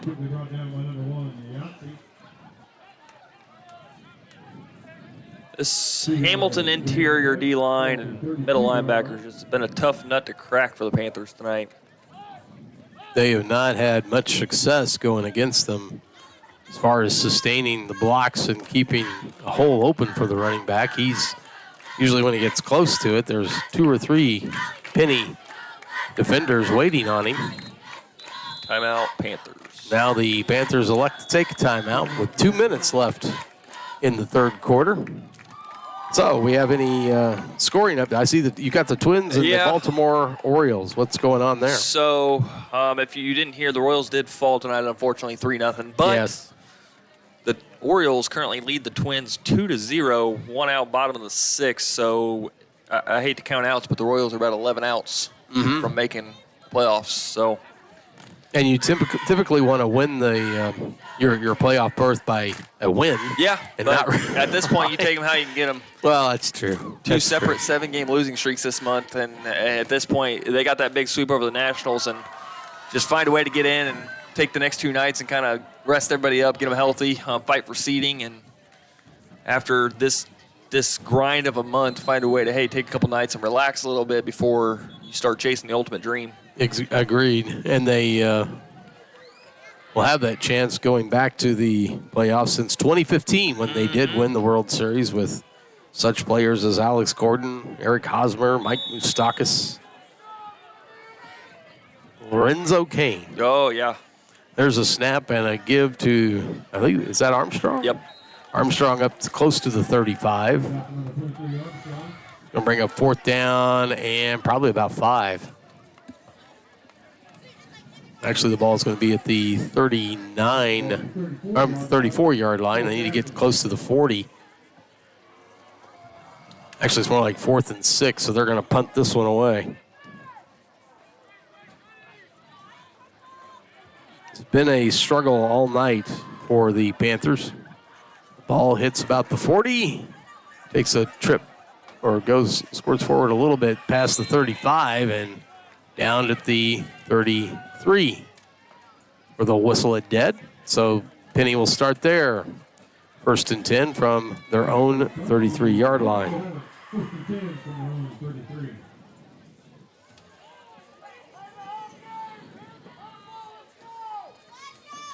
So the defense is called upon here to get a stop, to keep Penney from furthering their lead. Right now they lead 28-7. Snap goes back. Number 1 has the ball and still on his feet and able to pick a hole and go through it for a couple of yards. Gets up to the 35-yard line. That is Yahtzee. Panthers kind of struggled to make that first tackle tonight. They get a guy there, and he just kind of made a few guys miss, and before they get him down, it's what was a 3-yard loss. It's become a 3-yard gain, and that's kind of been the difference maker. 2nd down and about 7, and not much gain on that one. Slow developing play and stopped it at the 36. So 3rd down and 6 coming up. We're at 28-27 left in the 3rd quarter. 3rd down for the Hornets, ball at the 36-yard line. Penney has it. They are 2 in the backfield, 1 shotgun. There goes direct snap to the back. He's running here on the near side and up pass for a 1st down and then ran out of bounds. Number 22. That's Cooley. Yep, Jack Cooley picks up the 1st down, moves the chains, and some of the inability of the defense to cover the edge or force the runners back inside to where the rest of their help has been kind of a detrimental dagger to them in the East Buck game last week, but then this one tonight. Just not having much luck with covering that outside edge. No, they haven't. Penney takes the snap in shotgun, keeper by McBee. He's squirting through there and gets up close to the 45, 46, I think is where they're going to mark him. Into the 3rd. Down. That is going to finish the 3rd quarter. And we will head to one more quarter of play with the score right now. Penney 28 and North Platte 7. We'll be back on North Platte Sports Radio after this. We appreciate our sponsors of North Platte Sports Radio. Here's one you should check out. Did your current propane company leave you out in the cold last winter? There's something you can do about that. Give Nash Gas a call. Nash Gas has been locally family owned and operated since 1945. Let our family take care of your family this winter. Nash Gas offers keep full programs, winter heating contracts, and budget plans, all with superior customer service.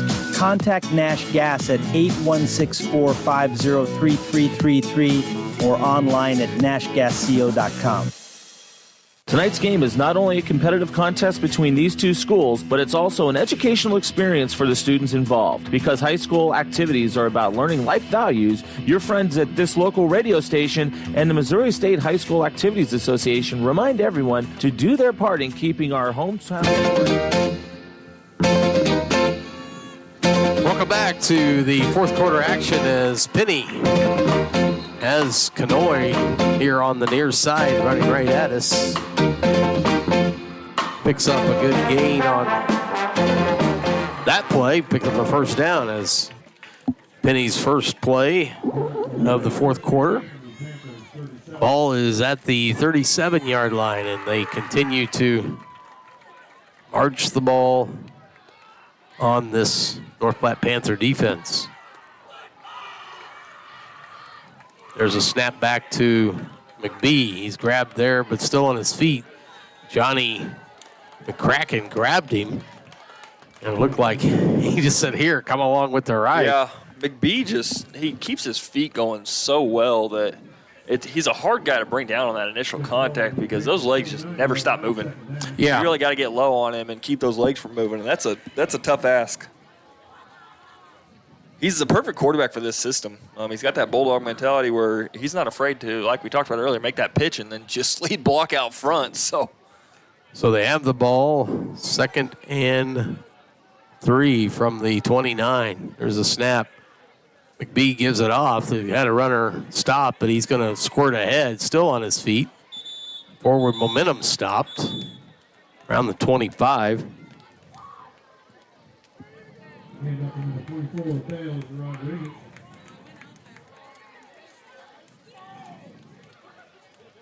Gives the Hornets another first down.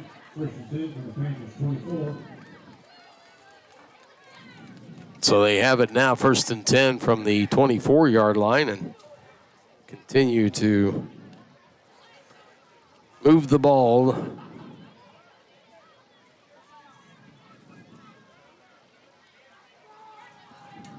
There's a snap.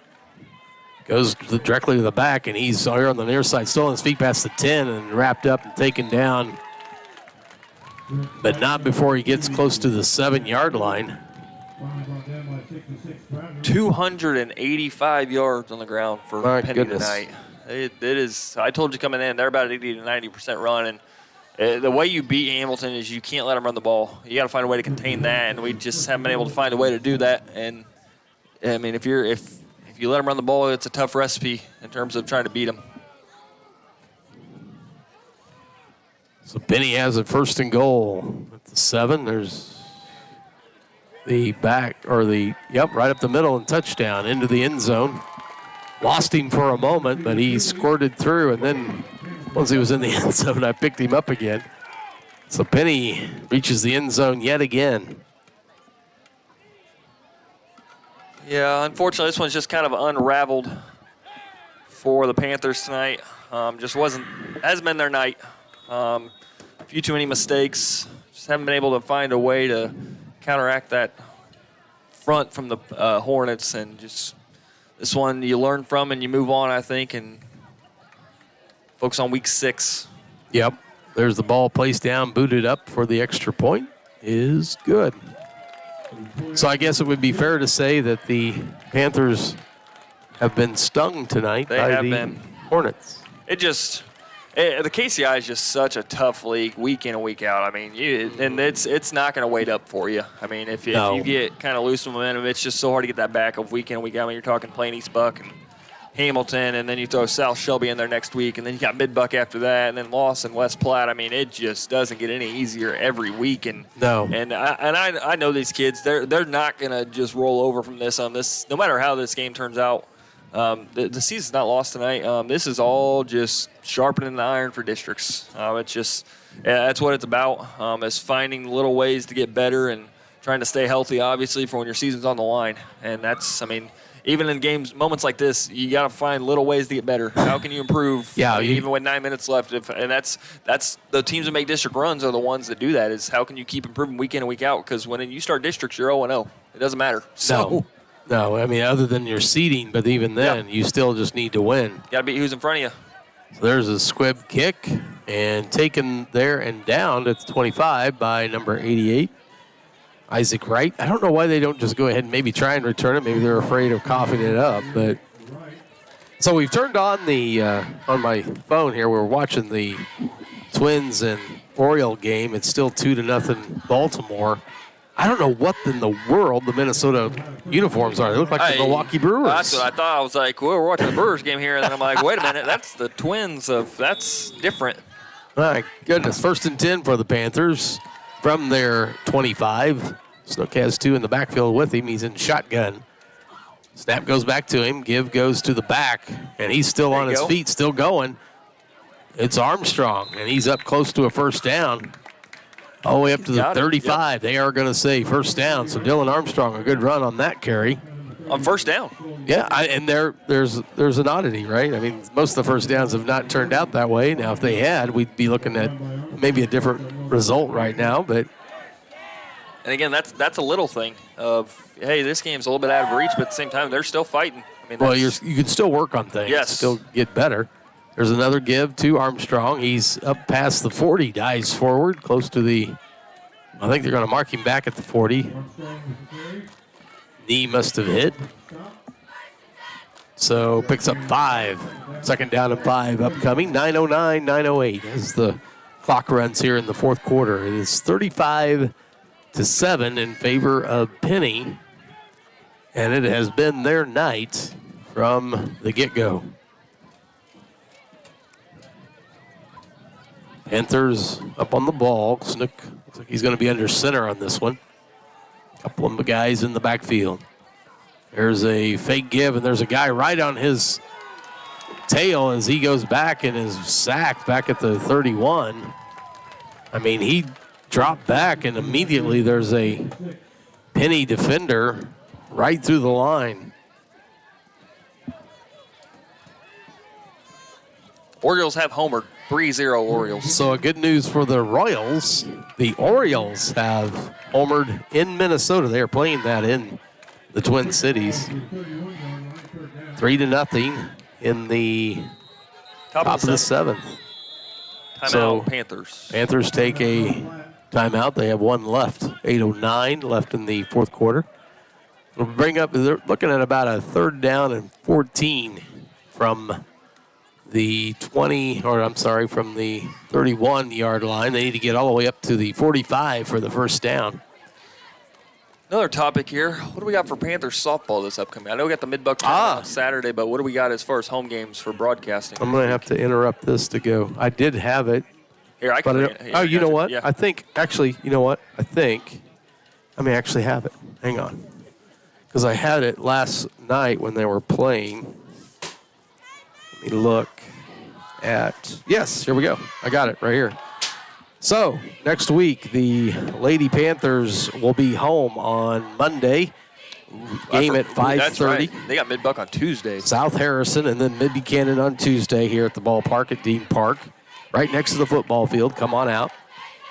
They are 14-1. 9 wins in a row, yeah. Yeah. Got a big win over West Platte last night. 2 home games on Monday and Tuesday ones. here. I know South Harrison's pretty good, and we know Mid-Buck's obviously good, so big week for the Lady Panthers. It is. Then they go on the road to Plattsburgh after that. Snooks in shotgun, takes the snap, rolls to his left, looks downfield. He better get rid of it. Oh, the ball comes out. And I think Penney maybe fell on it. He was getting ready to unload, and I don't think he realized the defender was right in his back pocket. And quickly couldn't secure the ball before it came out of his hand, and then he fell down, and a couple other Penney compadres of the first arrived on the scene, and one of them fell on it. So they now have the ball at the 23-yard line, 1st and 10. And a series of unfortunate incidents continue for the North Platte Beaudelet Panthers tonight. Penney in. There's a pitch back to Canoy, I believe, still on his feet past the 20, still going, and up past the 10. And the reason why I say Beaudelet, if you ever watch the movie, The Series of Unfortunate Incidents with Jim Carrey, there's a snake involved. If you don't like snakes, maybe you don't want to watch it, but kids are quite cute in that movie, especially a little baby girl who I think is playing with the snake. Yep. This is like a large python. Yep. Anyway, it's a good movie. It's very entertaining. There's a snap by Penney. Back goes up on the right side, but then gets ahead for maybe 1 or 2. Ball is going to be at the 9. Piling it is 1st and 10. We'll see where they place it at the 9. Yard. Yeah, so it'll be 2nd and goal from the 9. Or is it at the 8? Maybe it's at the, they're at the 8. There's a snap, and I'm lost who's got the ball. I think 22. It's 22 around Touchdown. the right side and hit a couple of times, but then into the end zone goes the Panther or the Hornet running back. It's Jack Cooley for another Penney touchdown. So now they're up to 41-7. Extra point here will put us into, unfortunately, the turbo clock range. Well, although it's unfortunate that we have arrived at this moment. Oh, there's a bobbled snap. Now 23's taking it on the far side. Tries to dive for the goal line, but is out of bounds. So the try for the point after attempt, and he tried to turn it into a 2-point play, goes for naught. So the score stays 41-7. So is it 35? Is that what the? It is 35. It's with the score being 34 right now. It'll be a regular clock. We'll see if the Panthers just got to find a way to run the ball here.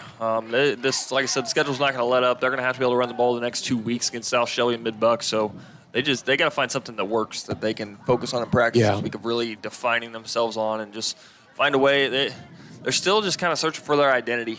And we're with about halfway through the season. Obviously, we're not to the point that they need to find that just yet.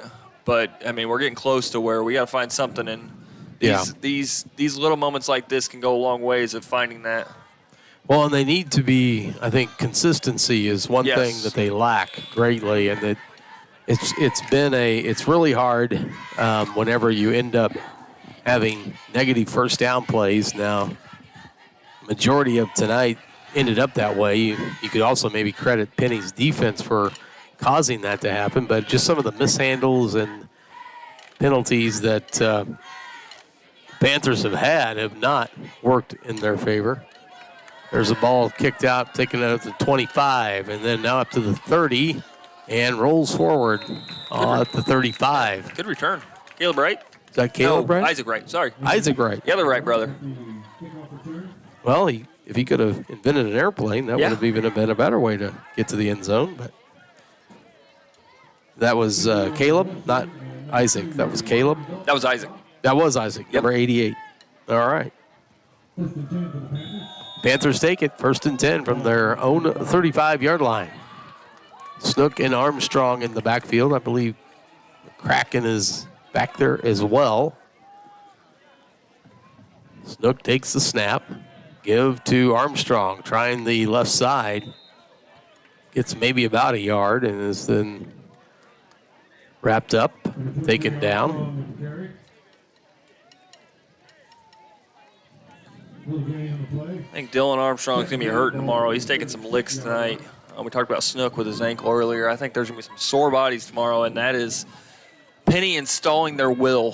Yeah. Just a very physical football team. And well, and you got to also, I mean, I guess from what I understand, Dylan Armstrong had a kind of a swollen elbow from the game last week in East Buchanan, so he was probably not the only Panther roughed up a little bit in that one. There's a give to a back out on the far side. It looked like maybe Dylan Armstrong. Got up to the 40. That was Dylan Armstrong. They're going to mark it at the 42-yard line? Yeah, 42, yep. So you got about 3rd and 3? Yeah. Well, they're going to say 3rd and 4 on the scoreboard, but. Come on, Tim. 3rd and 3. 1, 2. I think it's 3. That's 3. I think it's 3. Yeah. We outvote Tim. Yep. He got that number wrong. It's 3rd and 3 from the 42. They need to get to the 45 for a first down. Now under center is Snook. Snap. Handoff right up the middle. Goes the back. Short by Dylan yard. Armstrong, but he's short about a yard. They're going to mark him at the 44. And believe they're going to punt this one away. Snook is over here on the sideline, and behind him comes Dylan Armstrong and some of the linemen. Will Hardigan trying to get off the field before the start of this play. He successfully does so. There's a good boot. That was a Good punt. Good punt all the way back. Nobody back. hits around the 25 and rolls to the 15. That's where the Panthers down it. Good punt by Aspen Large. He got a good leg into that one. So with 4:39 left in the fourth quarter, Penney will have the ball, first and 10 from their own 15. They are on top, 41-7. What inning are we in here? The bottom of the 7th? Mm-hmm. 2 outs. Nobody on? Nobody on. Full count?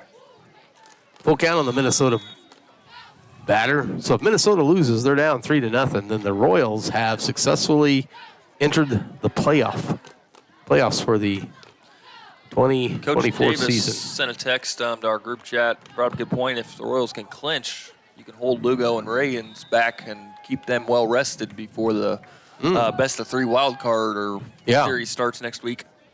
Because that play, Penney pitches to the right and gets about 8 yards on it, bringing up 2nd down and 2. So is it a 3-game series? It is. 3-game series, all on the road. So the Royals have to go on the road either to Baltimore or Houston. Okay. But so right now, Lugo's slated to pitch tomorrow night and Reagan's on Sunday. But with the wild card starting on Tuesday, obviously that's only 2 or 3 days rest. So I think if the Royals are ready to clinch tonight, they would hold those 2 back. That way you'd have your top 2 pitchers going for that best of 3 in the first 2 games. Agreed. You could start a bullpen game.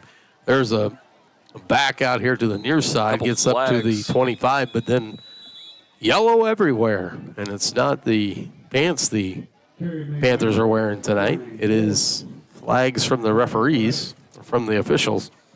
Twins game headed to the 8th. Still 3-0. Royals 6 outs away.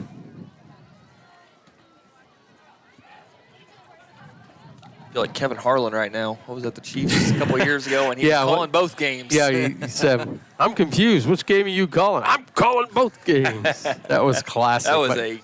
That was a defining moment of that Chiefs year that year. I still remember that vividly. Well, Gesicki, I still remember the tight end, Gesicki for the Dolphins catching the touchdown.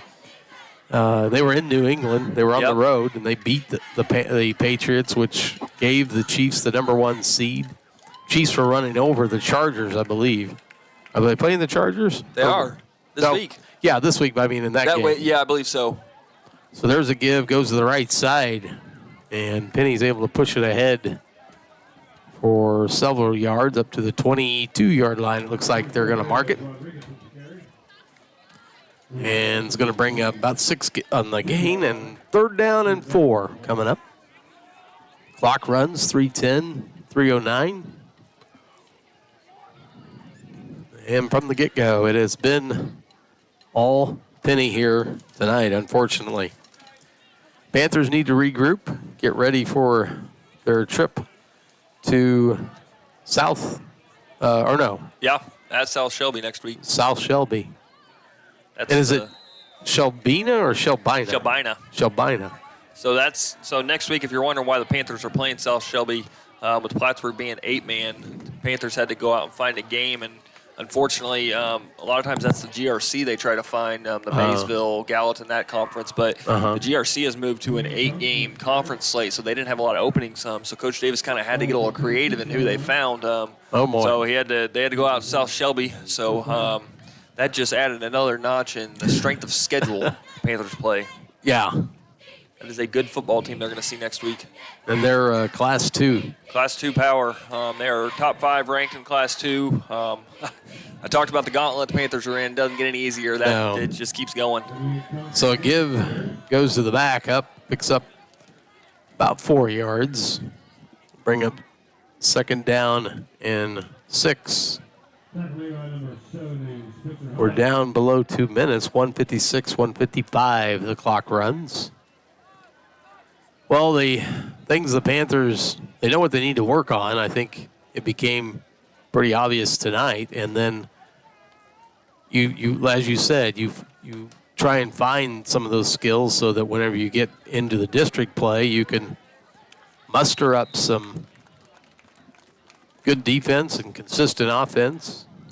Well, and if there's any silver lining in this, like I said, the amount of Class 2 teams that the Panthers play, you can go in even with, if your record's not so great, you can still go in and get a really good seed and possibly host a playoff game just because you're getting all those Class 2 bumps every week playing, and you have other schools in your district like Putnam County, Scotland County that aren't playing those Class 2 schools. So there's been plenty of teams that kind of go through some bumps along the way in the regular season, and they get to districts, and suddenly they just get hot. I mean, that's high school sports is you get hot at the right time. You're playing your best football at the right time. Well, that's what typically whenever you're playing the last game of the year, if you don't win, Yeah, I mean, that's the time to do it, right? There's only 6 teams in the entire state, or 7 teams, if you count 8-man, that end their season on a win. 7 teams out of what, like 500 or 600, 500 schools? I mean, the odds are not in your favor. No. So it's just, when you get to that point, it's how long can you last? And all these battles the Panthers are going to go through, that they're getting them ready for that time. Yeah. The lessons you learned tonight, because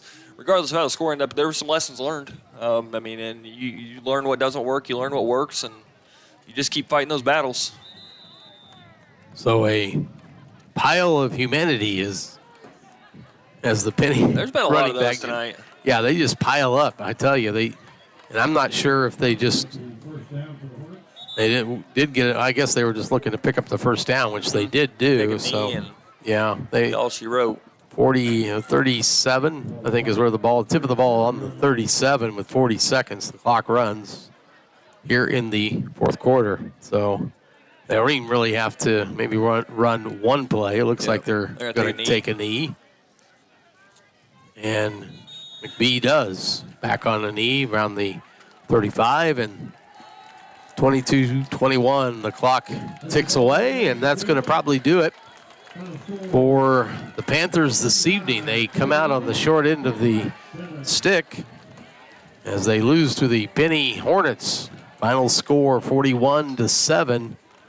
And the Panthers, as we've talked about a little bit tonight, have a lot of things to work on. But when you prepare to face the district competition, that's whenever you're trying to build some things now. And you're facing some of the, Class 2 schools that will make it absolutely. Now, Penney is Class 1 as well. They're Class 1. Yeah. They are a top 10 Class 1. So I mean, it's not like you're getting beat tonight by a team that's not up to your potential. They are a good football team. They know their identity. They use it well. It was a good football team that the Panthers ran into tonight. When you don't have your sharpest night, this is not the night to do that, but it is what it is.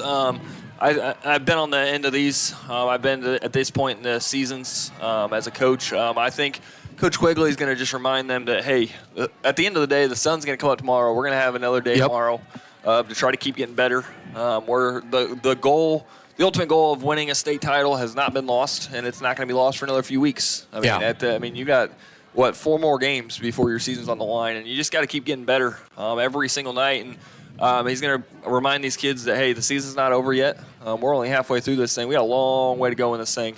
And I know these kids, they're not going to get their heads down.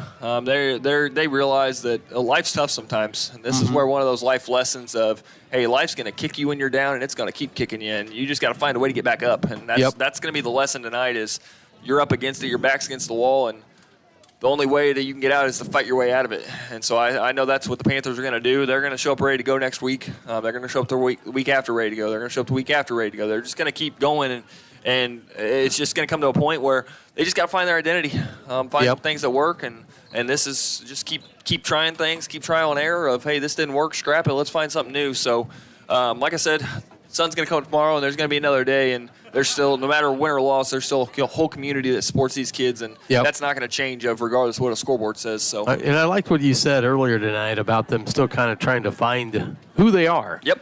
And I think some of that, and hopefully, so if they do have to meet Penney again, because I believe they're going to be in their district. Yes. That they have that kind of worked out, and maybe some things in a much better, a more competitive nature on defense and offense. And, so my last year at Wellington, we played Windsor, and we played them on homecoming night, and absolutely just got throttled. I mean, it was a defensive game plan that I think I tore up and put in the trash after it.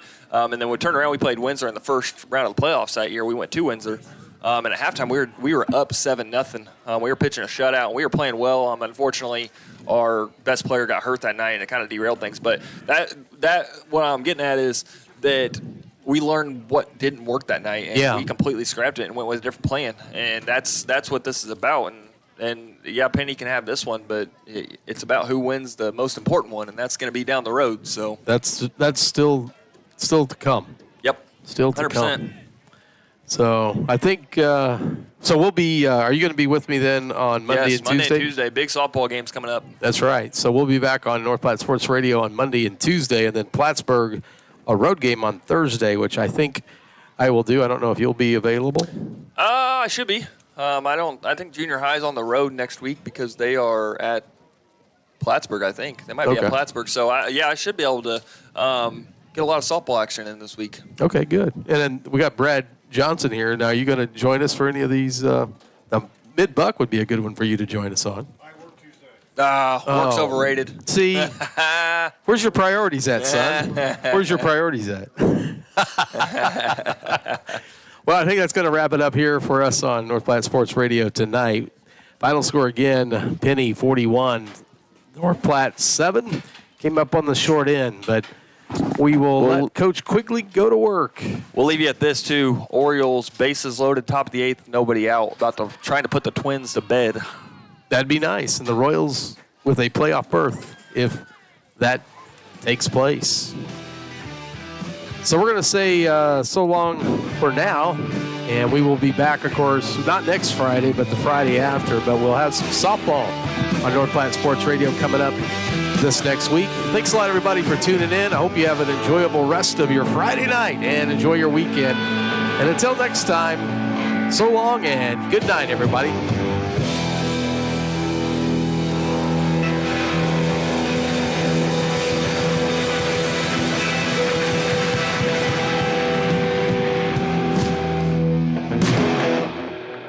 Oh, oui.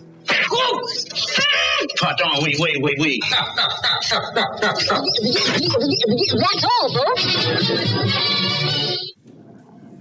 This is North Platte Sports Radio.